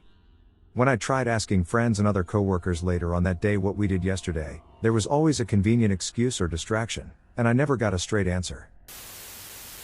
About a year ago I was waiting for a train to pass at an intersection I sit at every day coming home from work. I looked in my rearview mirror and saw a black Nissan Altima. The driver was a female with wild, bright, neon red hair and had a pride flag and a neon green lei hanging from the rearview mirror. When this person realized you could go left and cut around and go over the railroad tracks instead of waiting. I frequently observe this situation because this route is not listed on maps, and Siri does not direct users to take it. So people who don't know sit and watch this parade of cars go around. She turned and followed everyone else. However, it requires you to take a 2 to 3 minute detour, and once you go that route, there are no other turns or even parking lots. Which is beneficial if it's a long train. But in the afternoon it's always a short train. So I remember laughing because right as she pulled away, the train passed, and she was a good 300 yards away.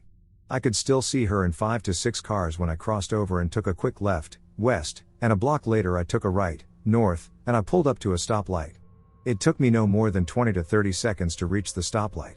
I immediately looked in my mirror to see all those losers make it to this light, but they would get there as the light was turning back to red. This has happened multiple times, and it's kind of fun. But in my mirror was that black Nissan Altima with a female driver who had wild, bright, neon red hair, a pride flag, and a neon green lei hanging from the rearview mirror. There is absolutely, unequivocally no chance she, and she alone, should have ever been right behind me. And it was the exact car. And the exact same person. I have never told anyone this before. I always thought that this material was enjoyable to listen and speculate about, but I didn't believe it was real. And I still think that I don't believe it was a real glitch or proves anything. That's a complicated sentence because it's complicated for me. I just have no logical or rational way to explain what happened to me. I have an unbelievable yet 100% honest story that I don't share often. It was a car accident that didn't happen. I was driving in high school at night during a snowstorm in New England with a passenger. I was driving faster than I should have been, lost control of my car on some ice and snow, and went off the road at high speed, heading straight for a telephone pole. We were sure, based on our speed, that we were going to die when we hit that pole. I saw it getting closer and closer, and my brakes weren't doing anything, there was no traction, and it seemed like we weren't losing any speed at all. Just before we were about to crash into the telephone pole, I closed my eyes, attempted to press the brakes harder, accidentally hit the gas instead, and screamed out for God, convinced that I was about to meet him/her/it in half a second. And then, nothing. A few seconds later we both opened our eyes to find ourselves back on the road, in our own lane. There were tire tracks leading up to the pole, and they just stopped. There were no tire tracks in the snow between the point where we were about to hit the pole and the road where we opened our eyes, nor were there any tracks behind my car. It was as if we had somehow just teleported at the last possible moment. No drugs or alcohol were involved, and my passenger confirmed my account of what happened. He had also closed his eyes before the coming impact. We parked my car and walked back down the road. There were tracks showing where my car had left the road, and they led to the telephone pole, including having driven through/over a small road sign. There was no damage to my car, not even the bumper, even though we had driven through that road sign and bent it down to the ground. I still don't understand it to this day. It doesn't make any sense. I've wondered at times if we actually died that night and just woke up in an adjacent parallel universe. This is 100% a true story, minus my speculation about dying, parallel universes. Stuck in a loop. I don't really know if this belongs here, but I want to share my story to find out if there are others that have a similar experience. Although it occurred 15 years ago, I remember it as if it happened yesterday. I was 12 years old at the time and was playing outside the school playground in the same block as my house. I went out to play around 11 o'clock in the morning and wanted to go home around 13 because I was hungry. So I walked to my house, but as soon as I passed the corner, I was at the beginning of the street where the playground was. I didn't understand it but tried to walk straight home from the beginning of the playground street. But again, as soon as I walked to the end of the street and passed the corner, I was back at the same street. After a few times I started panicking and went running to the end of the street only to find myself being back at the beginning again. I also tried to go in the opposite direction, but that brought me back to the other end of the same street. Moreover, all the other children in the playground and people on the street disappeared as soon as I walked into the same street for the first time. I tried to knock at random people's houses, but nobody answered. This continued for an eternity until my mother eventually found me exhausted and crying at the same street in the evening. She asked me where I'd been because she was looking for me in the afternoon when I didn't show up for lunch but didn't find me on the street or at the playground. I was so terrified that my parents would think that I was crazy that I didn't want to talk about what happened. Because I was so upset after it happened and didn't want to discuss it, my parents sent me to a counselor because they thought someone had hurted me while I was away. After they canceled out that I was not hurt, I had to do a bunch of psychotic tests for things like schizophrenia, but they all came in negative. Eventually I was able to go outside again without the fear of getting stuck, but it took several years.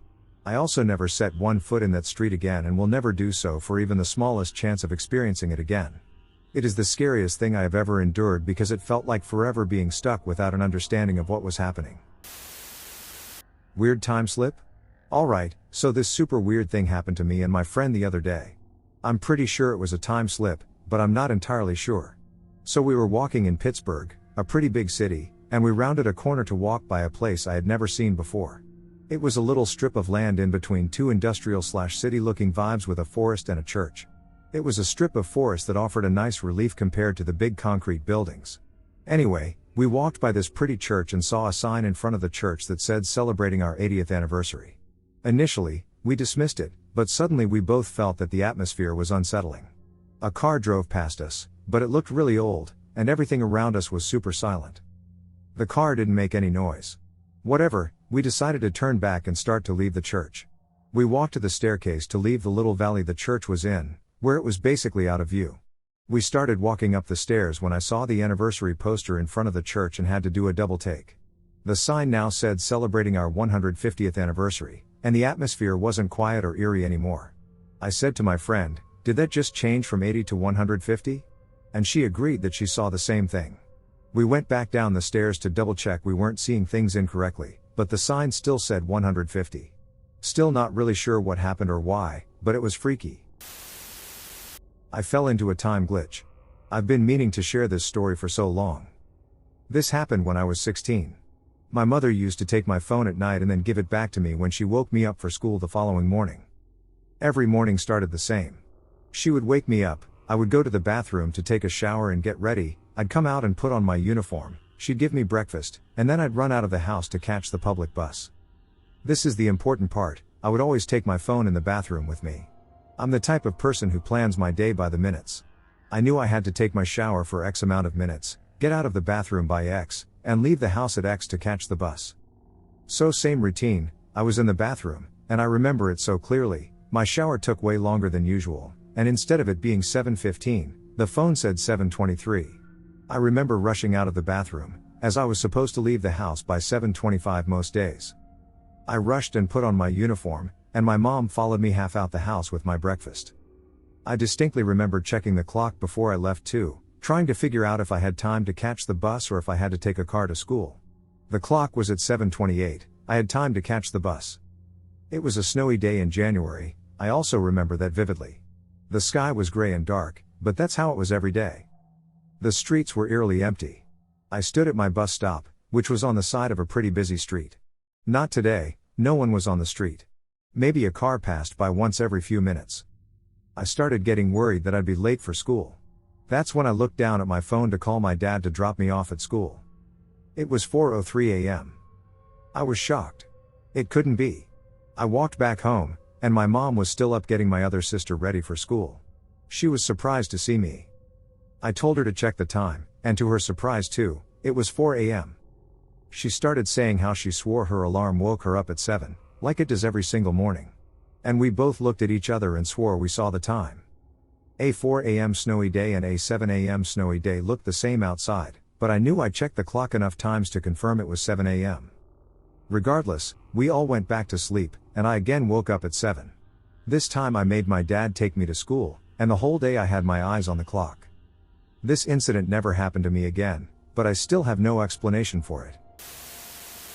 A few days ago I was driving home from work to a friend's house, something out of my usual routine, when I got a call from my dad. When I answered, he sounded pretty frantic and asked me if I had been home. I live with my parents, so not a crazy question. He clarifies that I had not gone home at all, right? Of course, I'm confused and thinking, like, did I black out? Did I drive home right after work and somehow end up here without remembering the trip? No way. I tell him no, that I just left work and I'm on my way to my friend's house, and I hear my mom's voice in the background crying, questioning again why I hadn't gone home.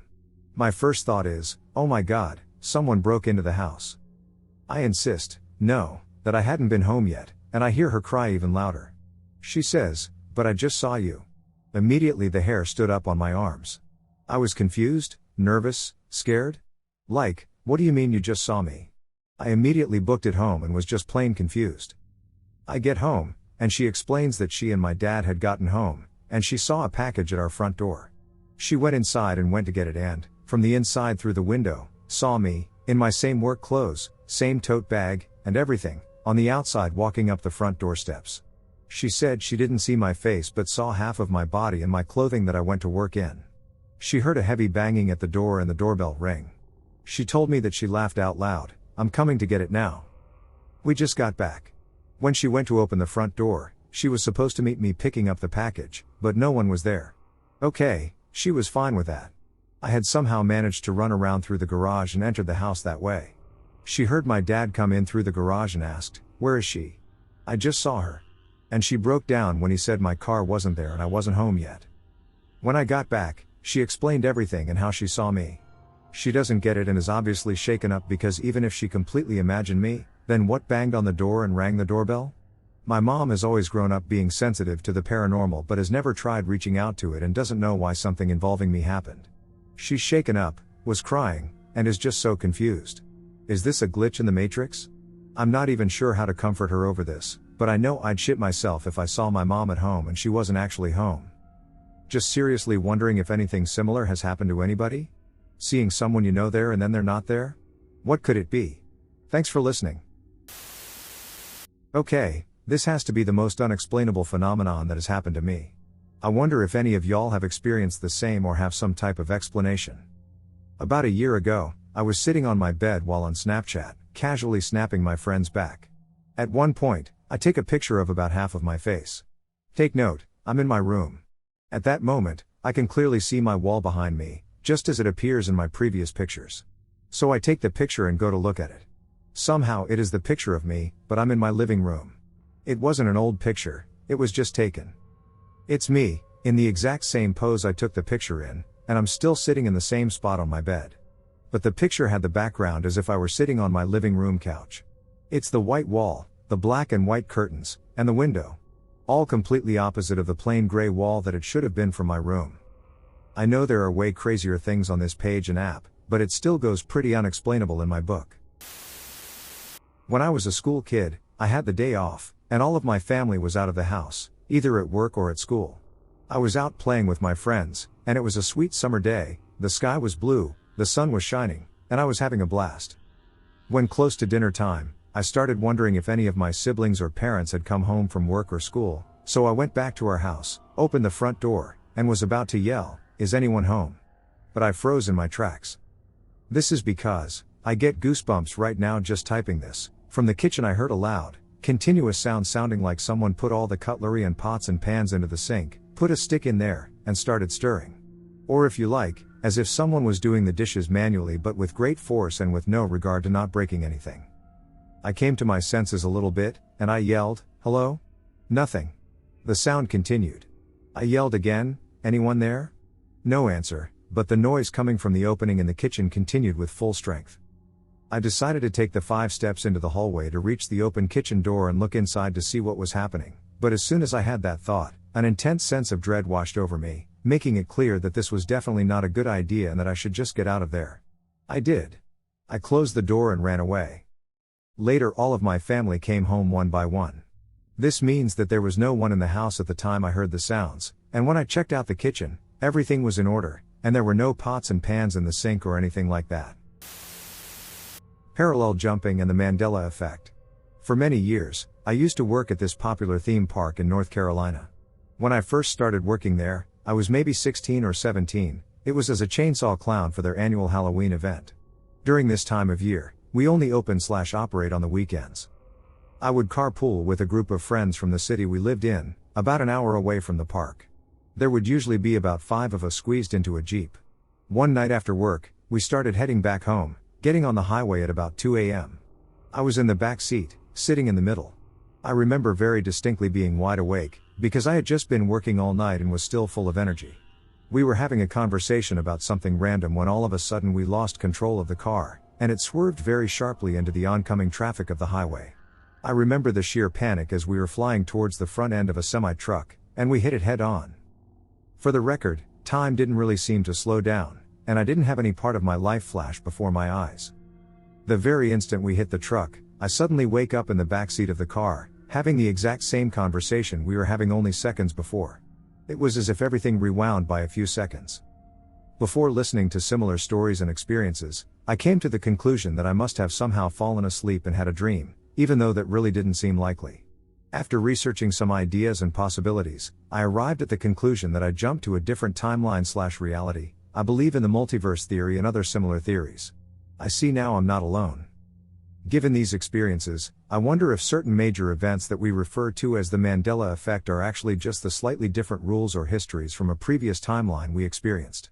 For example, maybe before this situation, I really did grow up with the Berenstain Bears.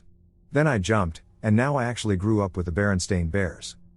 Now obviously the Berenstain Bears is just a bland generic example, and I'm in no way using it as proof to justify the theory. I'm simply using it to explain the concept and start the conversation. Maybe you had a similar experience, and suddenly this vivid memory you had turns out to have never actually happened. There are a lot of these types of examples like this that could apply. Just a thought. What do you think? Could these instances be connected? Could it be a glitch in the matrix, a paranormal phenomenon, or something entirely different? About a year ago, my friend and I served on the student council at our high school. One Thursday out of every 2 or 3 months, the student council would put on a special class period that consisted of games and fun stuff for about an hour. We would hold these games in the school's chapel. On that Thursday of the month, the student council would arrive early to set up. My friend and I arrived during first period, but we misunderstood the schedule and were supposed to arrive in second period instead. We thought we might as well just stay there because we didn't want to go to class, lol. That morning in North Carolina, I remember it being extremely cold at 14 degrees because I had checked the weather app on my phone while planning for our skiing trip that weekend. Despite the cold, I was sitting on the stairs of the stage in the chapel with my friend beside me. We were just in mid-conversation, and I saw my friend just stop talking and stare at the very back of the chapel, so I looked at her and followed where her eyes were looking. There are these 2 glass doors that open very slowly and close very slowly. I understand you might think it was just the wind. However, we returned to that area and discovered that the only way to open the door was with a card key. It was a heavy-duty door that unnerved us because it opened in the same manner as it closed and vice versa. Despite seeming insignificant, both of us felt an odd sensation, prompting us to leave immediately. In retrospect, It may have been nothing significant. Something might have happened with the door, possibly a glitch in the matrix or something paranormal, especially since people have reported paranormal experiences there, including one of our teachers. We still talk about that experience, feeling weirded out but also able to laugh about it. True story, I live in a rural part of the Midwest. There are 2 rock quarries at the end of my road, and only about 8 houses in total over about 5 miles of road. Most of what little traffic comes down my road are dump trucks. One day I leave my house, and as I turn out of the driveway, I see this white 80s square body K car, like a LeBaron or a New Yorker, driving really slow and swerving like they're drunk. I follow them at 15 miles per hour under the speed limit past the quarries until we reach the stop sign. He turns right, thankfully, and I go straight. I get back up to normal speed and continue. There's a small crest about halfway down this road between the stop sign I passed and the next one that you can't see over. This road is just a road, there's nothing but cow pasture on either side. There are no houses along this road, and the access to the pastures is via a separate road. There is literally no way to access this road other than coming the way I came or coming the literal opposite direction from further down. Now here's where it gets odd. That rise is about 1/4 of a mile down the road, and as soon as I crest that hill, I shit you not, no more than 400 feet in front of me is that same shitty white K car swerving and doing 15 under. I didn't see him on the approach to the hill, and there's literally no way for him to have gotten back to the road, let alone in front of me while driving way too slow and swerving. Back in 2011. I live in Jacksonville, Florida. I was driving along a very familiar street while heading back to my apartment. I blinked and felt a weird bit of fuzziness/disorientation. When I opened my eyes, I wasn't on that street anymore. I was in a fairly remote area surrounded by open fields on both sides of the road. It took me about 15 minutes to find a street sign and figure out where I was, but it turns out I was just outside of Gainesville, Florida.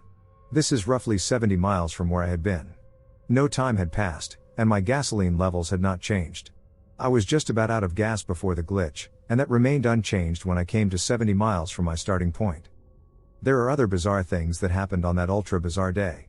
I was so dismayed about the fact that I went from being 2 miles from home to 70 miles from home, while out of gas and needing to pee pretty bad, that I swept most of them under the rug. My grandmother, whose name was Billie June, had 11 other brothers and sisters. We are from rural Appalachia, and there are old farmhouses and plantation homes scattered all over the hills and mountains. She told me some of the places they lived in would have holes in the walls big enough to throw cats through, lol, but that's another story. Anyway, since the girls would share rooms and need privacy, they would hang sheets over the door frames. At the time, she, around 10 or 11, and her older brother Denver, 15 or 16, were the only 2 home. He was in his bedroom across the hall sitting in a chair, whittling, while my grandmother was in her bed trying to sleep, as she had been experiencing fever and chills. He had stayed home to watch over her. She said about an hour before, he had gotten extra sheets and blankets to cover her and keep her warm. My great-uncle Denver states he saw the curtain move out of the corner of his eye, and as he looked over, she was just staring at him. He asked, "Billie June, are you okay?" My grandmother didn't answer. He asked again, yet she still didn't answer. Thinking she was feeling better, he stared at his work and said, "Go on, June, and get out of my hair. You know we don't like girls in our room." But she didn't move. A few minutes passed, and he felt her tug on his pants leg. Finally getting frustrated, he stood and yelled, "Billie June, get out of my room." To his astonishment, she quietly turns and floats out of the room through the curtain without moving it. Once he realized what had just happened, he tore through the sheet into the hallway and into my grandmother's room to see her drawing her last breath. She had fallen asleep under the weight of all the covers, and one sheet had wrapped itself around her face and neck. She was suffocating to death. It scared the absolute shit out of my Uncle Denver. Growing up, he was never someone to give tall tales or talk about the paranormal. He later went on to serve in the Airborne Division. He swears that if whatever it may have been did not warn him, my granny would not have survived. He claims he knows what he witnessed, stating that she was floating just above the floor and moved so silently through the curtain that it remained still. As a side note, my grandmother got me into the supernatural. She was a very open-minded Christian and spoke of a doppelganger in theory. However, she believed that doppelgangers could serve as a type of bad omen. What she believes her brother saw was some type of divine manifestation, her spirit. Maybe on the same level as a near-death experience. Based on my research, I considered the possibility of astral projection in this case. Whatever it could have been, had it not happened, I would not be here. This phenomenon is one of the reasons I do believe in the paranormal. A leaf turned into a bird. We both saw it? I'll set the scene and explain what happened. This occurred in Australia. My partner and I had some time off and decided to go camping.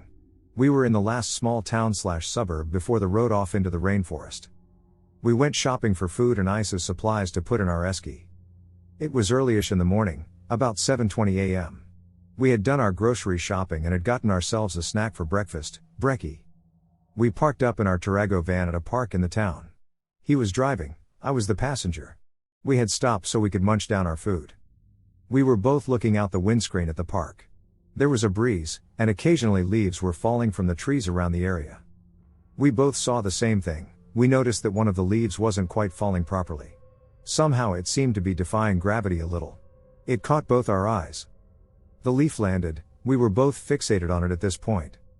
It twirled around a little in the breeze, and then it was suddenly a bird. It kind of ruffled its wings, hopped a couple of times, and flew off. I could tell he saw it. We both looked at each other, and we were absolutely gobsmacked. Then we're like, "Did you just ducking see that?" I have no explanation. We were both straight and sober and saw a glitch. Or was it a shared hallucination? I am reticent to believe it was a momentary folie à deux situation. This is just one of the unexplainable events I have witnessed. However, it is one of the most perplexing. Glitch in the Matrix? The other day, I was discussing with my friend an event from a couple of years ago that both of us and a few other friends remember as being extremely strange. To this day we still have no idea what happened.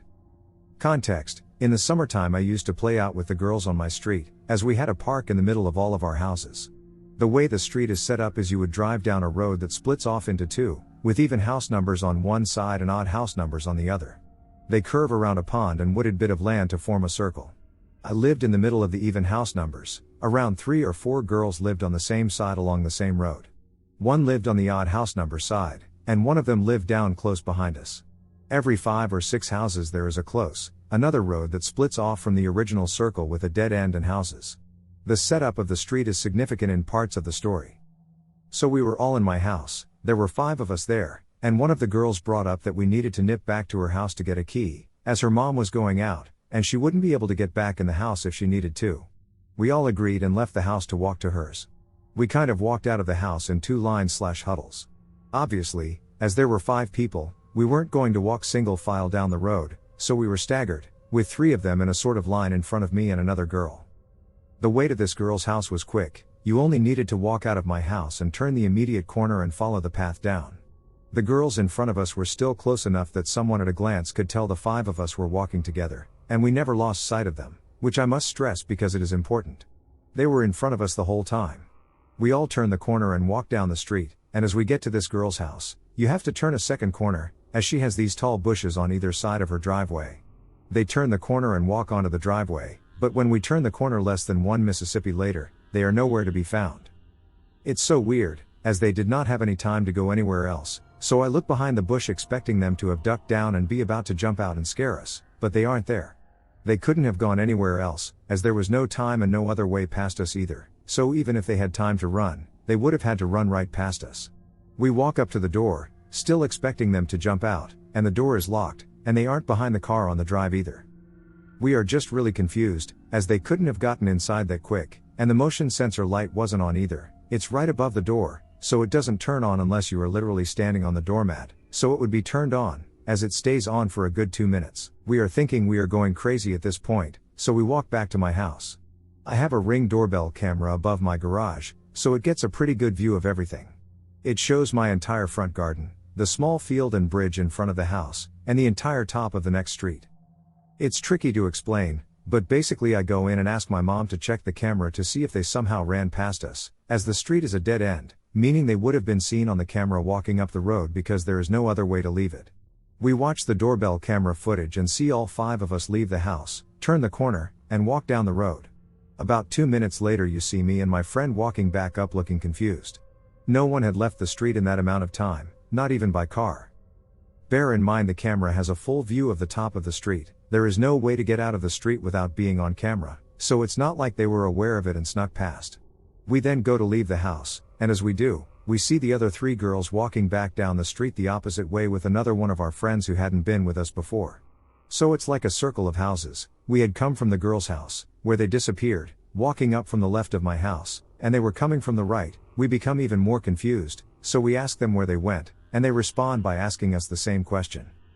They tell us that apparently they said they got a text from our other friend who lived a few houses down to the right asking if they could come and get her from her house.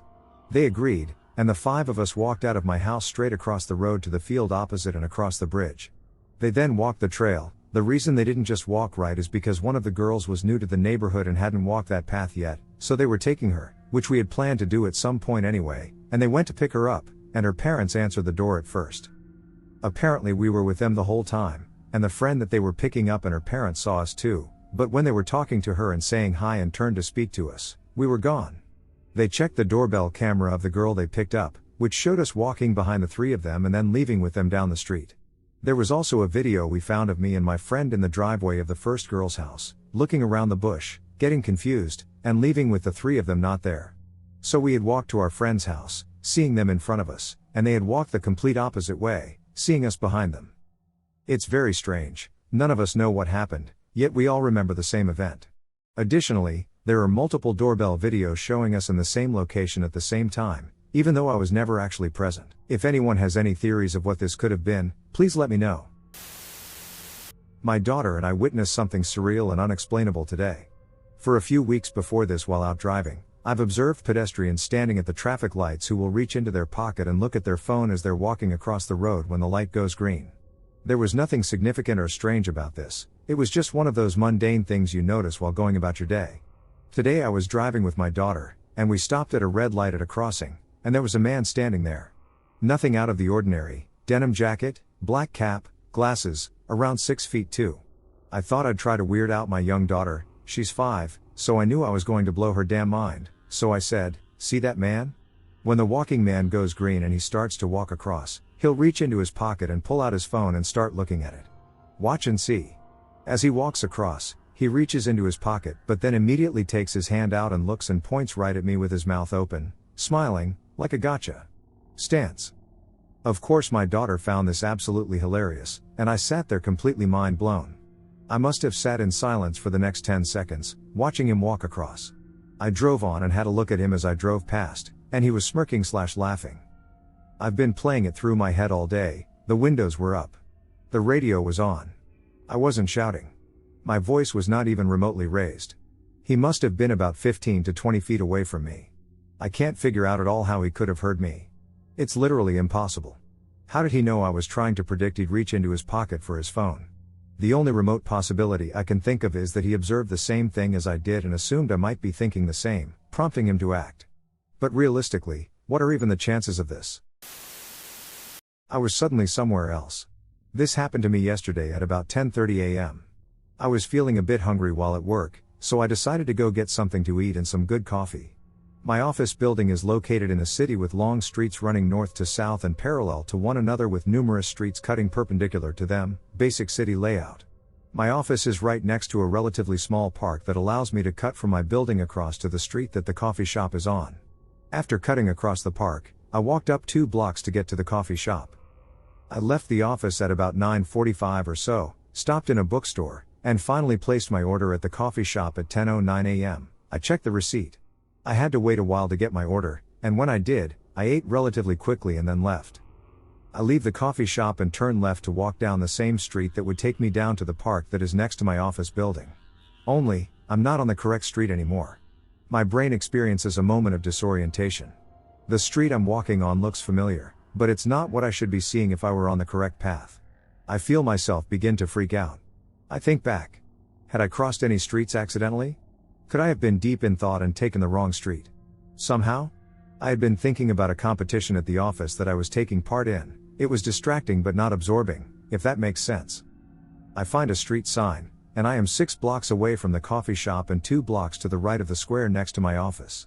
I talk to a random stranger and ask for directions back to my office to make sure that I'm not mistaken about where I thought I was. He tells me to walk down the road, turn left, and walk down again to get to a landmark on the street next to my office. I get back to work, and it's 10:42. How? I remember seeing the display in the shop window of the building the coffee shop was in. I've worked in this area for about 10 years and have walked that street countless times and in all frames of mind, and I have never gotten lost or wandered off.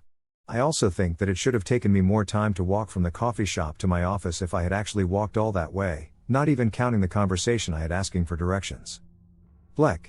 I know this seems oddly minor as far as things go, but I was and am still genuinely freaked about it. My husband thinks I was distracted and didn't pay attention to where I was going, but that moment of shock, the feeling of disorientation when I realized that I wasn't where I was supposed to be, will stay with me for a long time. What do you guys think? I'm subscribed here, but I was never really sure I believed that this stuff actually happened. Mimic? Guardian? Glitch in the Matrix? Need answers. So as a kid I used to move around a lot, about 8 times. I believe that frequently being placed in new environments, along with my empathic abilities, made me more receptive to the paranormal. Anyways, here's the story. I, 8, male, now 18, was sitting in my living room as I waited for my mother and sister to leave for my sister's dentist appointment.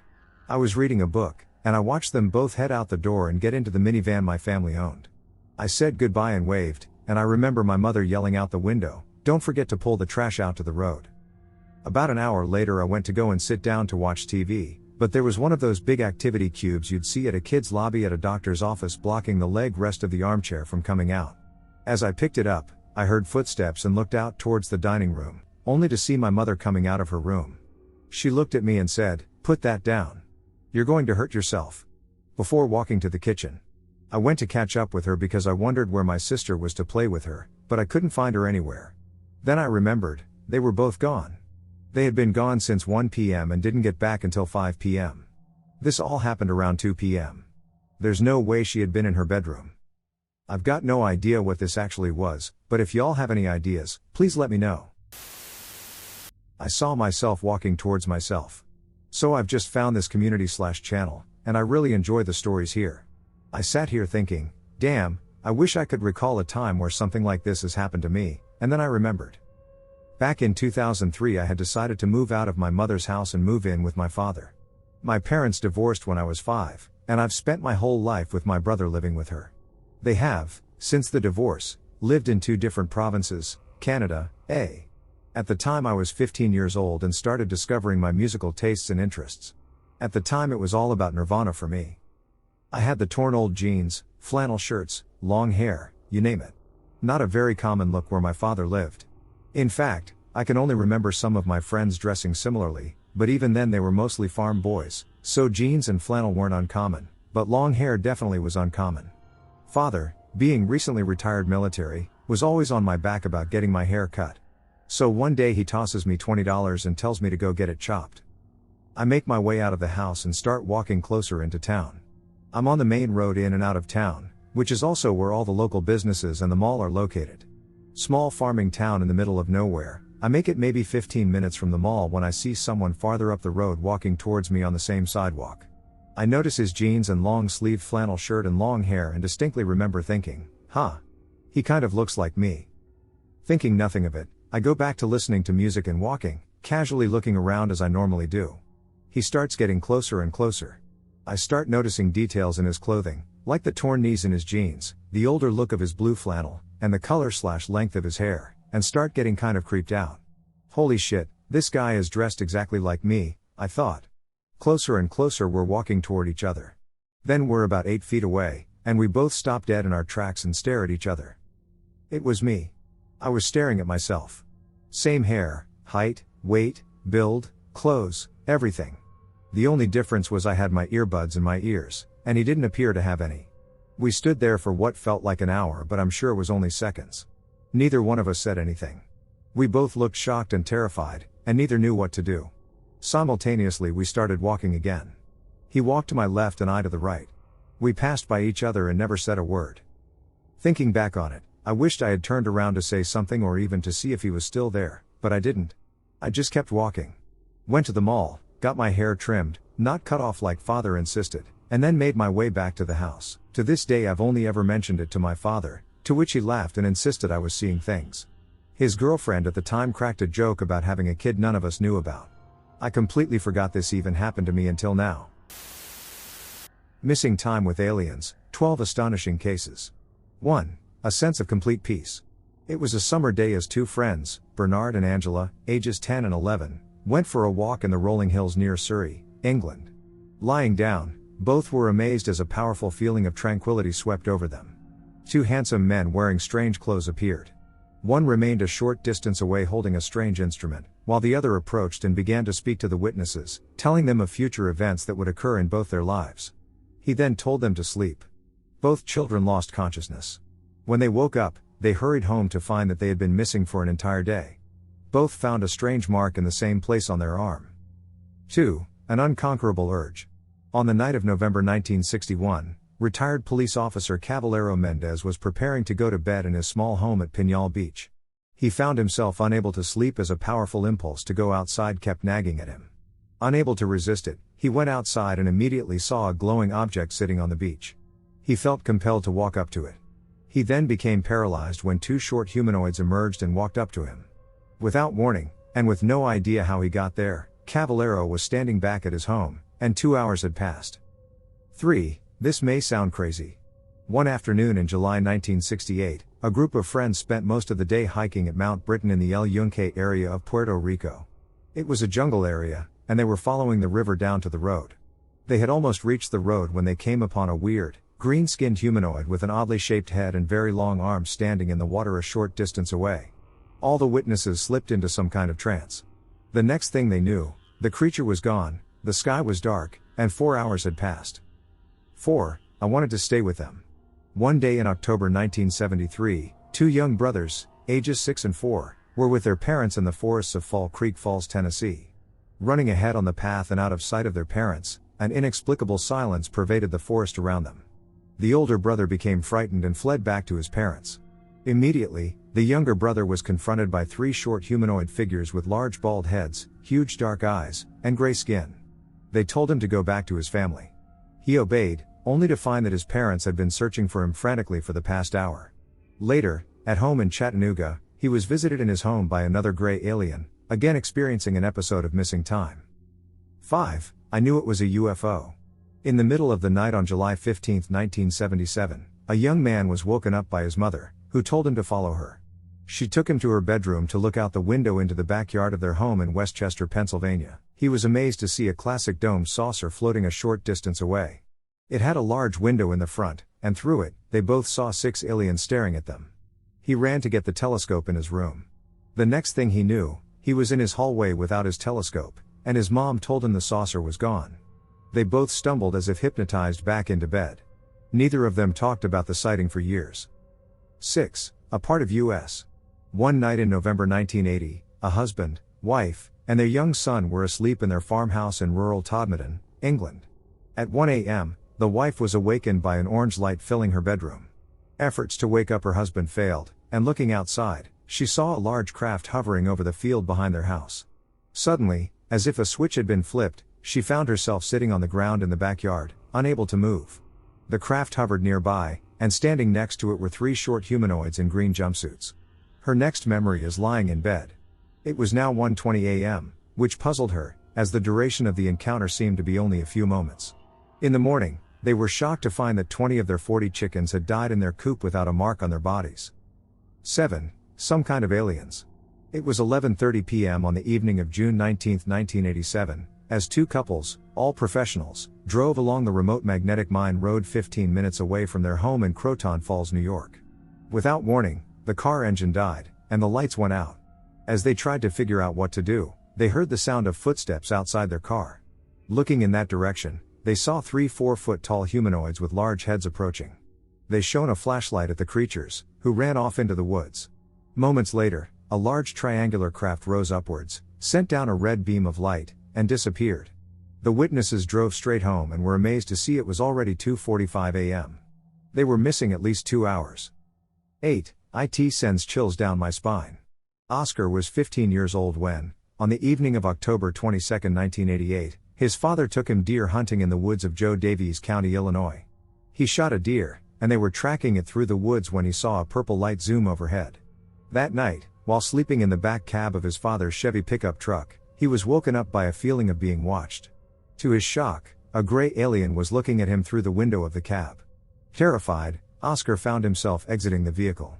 He saw more gray aliens, who led him towards a large saucer-shaped craft parked on the field a short distance away.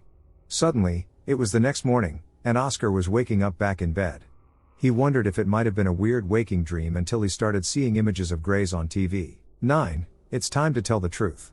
Around 7:30 p.m. on the night of July 25, 1989, a father and son were driving to their home in Catoosa, Oklahoma, after visiting their cousins.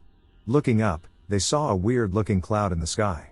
2 colored orbs came out of it, and suddenly a flying saucer with portholes exited the cloud and swooped down in front of their car less than 100 feet away. Looking down at them, they saw several humanoids. A blue beam came out of the craft and struck them. The son recalled ETs appearing in the road and approaching their car. The next thing they knew, they were waking up back in their car 20 minutes later. They drove home. The father found an unknown object in his hand, and the son found one in his inner elbow. Years later, they are still trying to understand what happened to them. 10. A presence in my room. On the evening of August 17, 1997, Elaine went to sleep in her Alabama home as she normally did. At 2:20 a.m. she woke up in her bedroom, which was filled with a brilliant blue light coming from outside. Suddenly 4 grays wearing robes surrounded her bed. She was immobilized as they floated her off the bed and down the hallway and towards the front door, which was now wide open. She managed to break free of the paralysis and grab the corner of the wall. She then lost consciousness. What seemed like moments later, it was morning, and she was waking up in bed. 11. It got frightening. Red Canyon Campgrounds, located in the Manzano Mountains of New Mexico, was where a young couple and their 5-year-old son were spending the night on October 5, 1995. Around 1 a.m., the wife was awakened by a bright illumination coming through the trees. Looking out the window, she saw 3 skinny figures with weirdly shaped heads approaching. She woke her husband, and together they watched the figures come close to their camper, close enough that they could see the figures had long arms, ending with only 3 fingers on each hand. Suddenly and without warning, they fell asleep. The next morning, all memory of the strange event was gone, wiped from their minds, only to spontaneously reappear years later. 12. I floated up out of bed. On October 1, 2017, a husband and wife were asleep in their home in Vienna, Virginia. The husband slept with a CPAP machine due to his sleep apnea. He woke up in the middle of the night when a blue light shone into their bedroom from under the bedroom door. Seconds later, a group of short humanoids opened the door and entered his bedroom. They had squat bodies and furrowed bluish faces and wore robes. The husband became paralyzed as the beings raised their hands and levitated out of bed and towards the front door. He blacked out. When he woke up, he was being floated back into his room. The beings exited, and his paralysis went away. It was now nearly morning. Humans walking in hamster wheels. When I was about 16, I came home from hanging out with friends. I was a huge cartoon fan and still am. I grabbed some food and settled into my bed to watch Nickelodeon. I knew it was Nick because it was the last channel I watched that day, and no one shared the TV in my room. So I turned it on to see this creepy black, white, and gray scene where hundreds of nude humans are walking in a line over these hills in the background towards these giant hamster wheels in the front of the scene. They're walking towards the wheels, as a few people are already there, walking endlessly and mindlessly in this robotic, zombie-like state. The people walking toward the wheels are also in this similar state, as if there is no life within their eyes, they're just cold/robotic. There's this cold, wind-like noise whistling in the background. It looks real, not animated, and as I watch in awe at this dark scene, I come to a similar conclusion and ask myself why Nick would have something so live and non-action, really, as the entire scene keeps just repeating itself of more humans walking towards and in these hamster wheels. I start thinking maybe it's just some weird short and it's kind of cool in a dark sort of way, but minutes go by and it starts to get dull watching this same scene not doing anything else, so I quickly change the channel to something else when, in a split second, I realize, wait a minute. WTF did I just watch? And change it back immediately, only to find SpongeBob in mid-episode. You could tell SpongeBob was on for a while, not like the weird short that played and just came on. Freaked out, I keep going back to surrounding channels, thinking maybe it wasn't Nick, but nothing has the hamster wheel video on. When I watched it, it felt really dark and almost evil. Although it seemed somewhat interesting at first, it began to feel wrong after a while. The repetitiveness contributed to my decision to change the channel, but now that I realize it wasn't on any channel in the first place, I am still really creeped out to this day. I don't know if this was necessarily a shift in reality or something sinister, paranormal, really short, etc., but I have never been able to research and come up with anything about its existence since, including researching that day online in 2005 when it happened. I'd like to believe it was some dumb film project, but I can't find any evidence of it ever existing in reality as we know it. If anybody knows what the duck I saw, I'd love to be debunked. Still somewhat wary of my TV to this day, ugh. Can anyone help me understand what I experienced? Is it possible I experienced some form of time stop? Around 20 years ago, something interesting happened to me. I was in a supermarket with my wife, and while we were browsing the shelves, at one point I realized that apart from my wife, who was talking to me, everything seemed to have gone quiet. Initially, I didn't pay much attention to it, but as I remained silent while my wife spoke to me, I lifted my head from the shelf and looked around, realizing that apart from my wife and me, no one else was moving. It took me a few seconds to process what I was seeing as I looked around.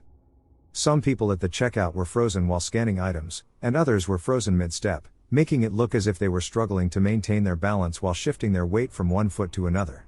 Realizing that the people in front of me were not moving, I then looked all around, hoping to see someone move, but I only saw the same thing anywhere I looked. This took me a few seconds to process, as I had no idea what was going on. After processing what I was seeing, I first thought that this was one of those hidden camera pranks or social experiments with a hidden camera that I kept seeing on the internet. With that in mind, I then walked around the shelf and between the aisles and looked at everyone to try and catch them out with even the slightest movement to confirm my suspicion. But anyone I tried to catch out remained incredibly still. I then wandered between the shelves and very alertly looked around to see where the cameras might be hiding. This was a supermarket that I had been in numerous times before, and nothing seemed out of place. There were no new mysterious shelves and no changes to the day before and the days before that to indicate that a camera could be hidden. During this entire time, my wife and I were the only ones present, and there was no sound or movement at all. It's difficult to describe how quiet it was, as we are always surrounded by sound from our environment. There wasn't even any reverb from the sound of my wife's voice as she was talking to me. I walked around the shelf and all beside my wife, nudging her a few times while calling her name and asking her to stop what she was doing to look around. At first, she didn't respond, probably thinking that I was joking, as I often do. I insisted, and when she finally looked up from the shelf at me, I told her to look around. I didn't tell her what I was seeing, as at this point, I wasn't sure of what I was seeing. She then asked me what she was supposed to be looking for, and I replied by asking her if she could see any movement whatsoever or hear any sound. At that moment, she realized the same thing I had noticed minutes earlier: everything had stopped. Even the fridges that were not far from us were making a sound. We both looked around us, baffled at what we were seeing, baffled at what was going on. At this point, a good part of me was still thinking that this was some part of a well-elaborated joke with hidden cameras, so I was still paying attention to see if I could spot it. My wife then asked me if I knew what was going on and why nothing was moving. I replied by saying that I didn't know, and at this point, we were both looking at one of the cashiers who was leaning forward at the checkout to pick up an item to scan for a customer. We were looking at her because her body position wasn't one that could be maintained for that long without falling face forward. Suddenly, everything resumed, and the cashier picked up the item and then scanned it, and everyone else started moving as if they had no idea what had just happened. As everything began to move again, all the sounds returned, and they felt almost deafening compared to the previous quiet. That was when I realized that even the fridges had been silent before, something I had not considered until that moment. There were people talking, footsteps, and the beeps of the scanners as items were being scanned at the checkout, and I could even hear the air conditioning system, which I don't normally notice. We remained standing there for a few minutes in silence, attempting to process what had just transpired. During that time, a portion of me still harbored the hope that a camera or someone would appear to confirm it was merely a joke, although I could not account for the profound silence that persisted before everything resumed with sound. After a while, realizing that we couldn't explain what had happened, my wife and I collected the rest of the items and continued with our day, although we kept reflecting on the incident and trying to find an answer without any success. I'm sharing this here because I would like to ask if anyone knows what it is that we experienced, if it has a name, or if anyone has had a similar experience. Even now, after 20 years, I still have no idea what it is that happened and what I experienced. I have tried looking for something similar so that I can read about it and compare it to what we experienced, out of a desire to learn about it, so any pointers, advice, and help would be greatly appreciated. Weird mirror occurrence this morning. Hey everyone, I had something happen this morning while I was getting ready for work, and I'm just curious if anyone else has had something similar happen. I was in my morning routine, listening to an audiobook, drinking coffee, and setting up to do my makeup. I had already washed and prepped my face, so I was ready to get started. As soon as I looked in the mirror, my heart stopped for a second. I saw my reflection in the mirror, but I appeared much older than I actually am. I'm currently in my 30s, but in that moment I'd say I looked to be 60-ish years old. My eyelids were more hooded/droopy, and I had wrinkles on my forehead and around my mouth/eyes. I blinked and nothing changed. I still looked old. I stared at myself in disbelief for at least 10 seconds. It wasn't until I turned away from the mirror and looked back into it that my face was finally my 30-year-old face. It was so strange. One reason being I had just washed my face and did my skincare in the mirror in my bathroom. My face looked completely normal then. Another reason is it lasted long enough for me to really look at/examine myself, so I don't think my eyes were playing tricks on me. What in the actual duck happened? Glitch in the Matrix or what? Truly a weird experience. Maybe one day when I'm old I'll look in the mirror and see my younger self looking back at me. Behind the door, a very strange incident that I cannot explain. This happened when I was 9 years old. My memory is very vivid, and both my parents remember to this day me telling them the story. It is possible that it is some paranormal thing or alternate dimension incident. I am trying to make sense of it and possibly see if others have had similar or strange encounters like this. So, when I was about 8 or 9, my parents put me in with a piano teacher, and no, we were not rich. Her name was Miss Vicky. I don't know how long I was training with her, but at one point I was to perform a recital, which took place at a local church. This all occurred in a very small town in Texas, and it was a beautiful Mayberry-type town, everyone friendly and knew you, etc. On a side note, this town is no longer pretty, and the recession in 2008 hit it hard, so it now looks run down and pretty much apocalyptic, and that breaks my heart. Anyways, we're at this church, not the one my dad was a pastor at. The church is packed full of people, all wanting to see their children perform. Some children sang, played instruments, or both. I was on the side of the stage, in a little room with many other kids. All of us dressed like we were in a church service. I was nervous, knew nobody, and was shy. Standing in line, I would watch the other kids perform and the line getting shorter. As it got closer to my turn, about 4 kids away, I began wondering what we do after we perform. Like, where do we go? I started watching what the other kids did. I watched several of the kids bow to the audience and walk to the other side of the stage and enter a door in the back. I know for a fact I saw at least 3 people do that. So I knew that's where I would go afterwards. My turn comes. With butterflies in my stomach, I walked on stage, sat in front of the piano, and performed the most basic ode to joy you have ever heard. When I was done, I faced the audience and bowed with an applause. I then walked to the other side of the stage, where I saw the other kids go, and opened the door and saw something I did not expect. Over the years, I wondered if I stepped through to another dimension, if I saw something I was not supposed to see, or if there was some strange glitch in the Matrix. Regardless of the reason, what I saw was not normal. This may be hard to believe, and trust me, it's hard for me to talk about, and besides this post, only my family and my husband know. Standing in this small room, no larger than an average bedroom with no other way out, stood an elephant, or, at least, I think it was an elephant. It was covered in colorful streamers. It was huge, and there was no way it could have gotten in there or out without a wall having been broken down. That's not all I saw, though. There were 2 kids.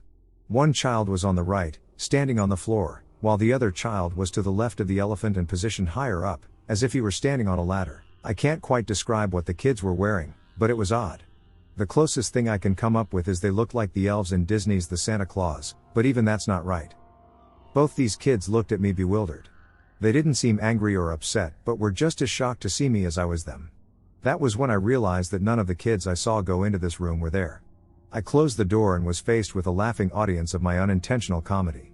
Afterwards I told my parents what I saw, but they seemed to brush it off as a wild imagination. Back to the video. Years later, when I was in my mid-20s and DVDs were popular, we still had all our home videos on VHS. My mother had found the recital video, and we watched. I kept looking at the door. Even after all these years, I knew what lay behind it and how no one believed me. When I saw myself perform, I cringed at my hair and clothes, watched myself go to that door, open and almost immediately close it, and turn around, and my face was showing confusion and shock. It seemed I looked into that room a lot longer than a couple of seconds, but maybe time stood still or something, I don't know. I could hear my parents laughing behind the camera. The weirdest thing about that video, though, I saw none of the kids walk into that room like I had. I was in shock. There would be no other reason for me to go through that door. None. I still don't know what I saw, but maybe someone else can figure it out. I understand that claiming to tell the truth on the internet is often met with skepticism, but I swear on my marriage that what I witnessed has troubled me since 1992. Everyone has disappeared, and I feel like I'm losing my mind. I really don't know where to start with this. I'm going to try to give every single detail I remember. It happened this morning, so it's not like it was that long ago. I've been looking up things online basically all day trying to find some sort of solution to this, but I really truly feel that I'm losing my mind. I can't find anything. And believe me, I've looked. But I'm going to tell the story here in hopes that someone can tell me what the hell happened. I don't really have a history of any prior mental health issues. I had ADHD as a kid and went through a small cycle of depression years back, but that's about it. I've always been a late riser. This whole corona situation has me working from home, so that allows me basically a sleep schedule of my choosing.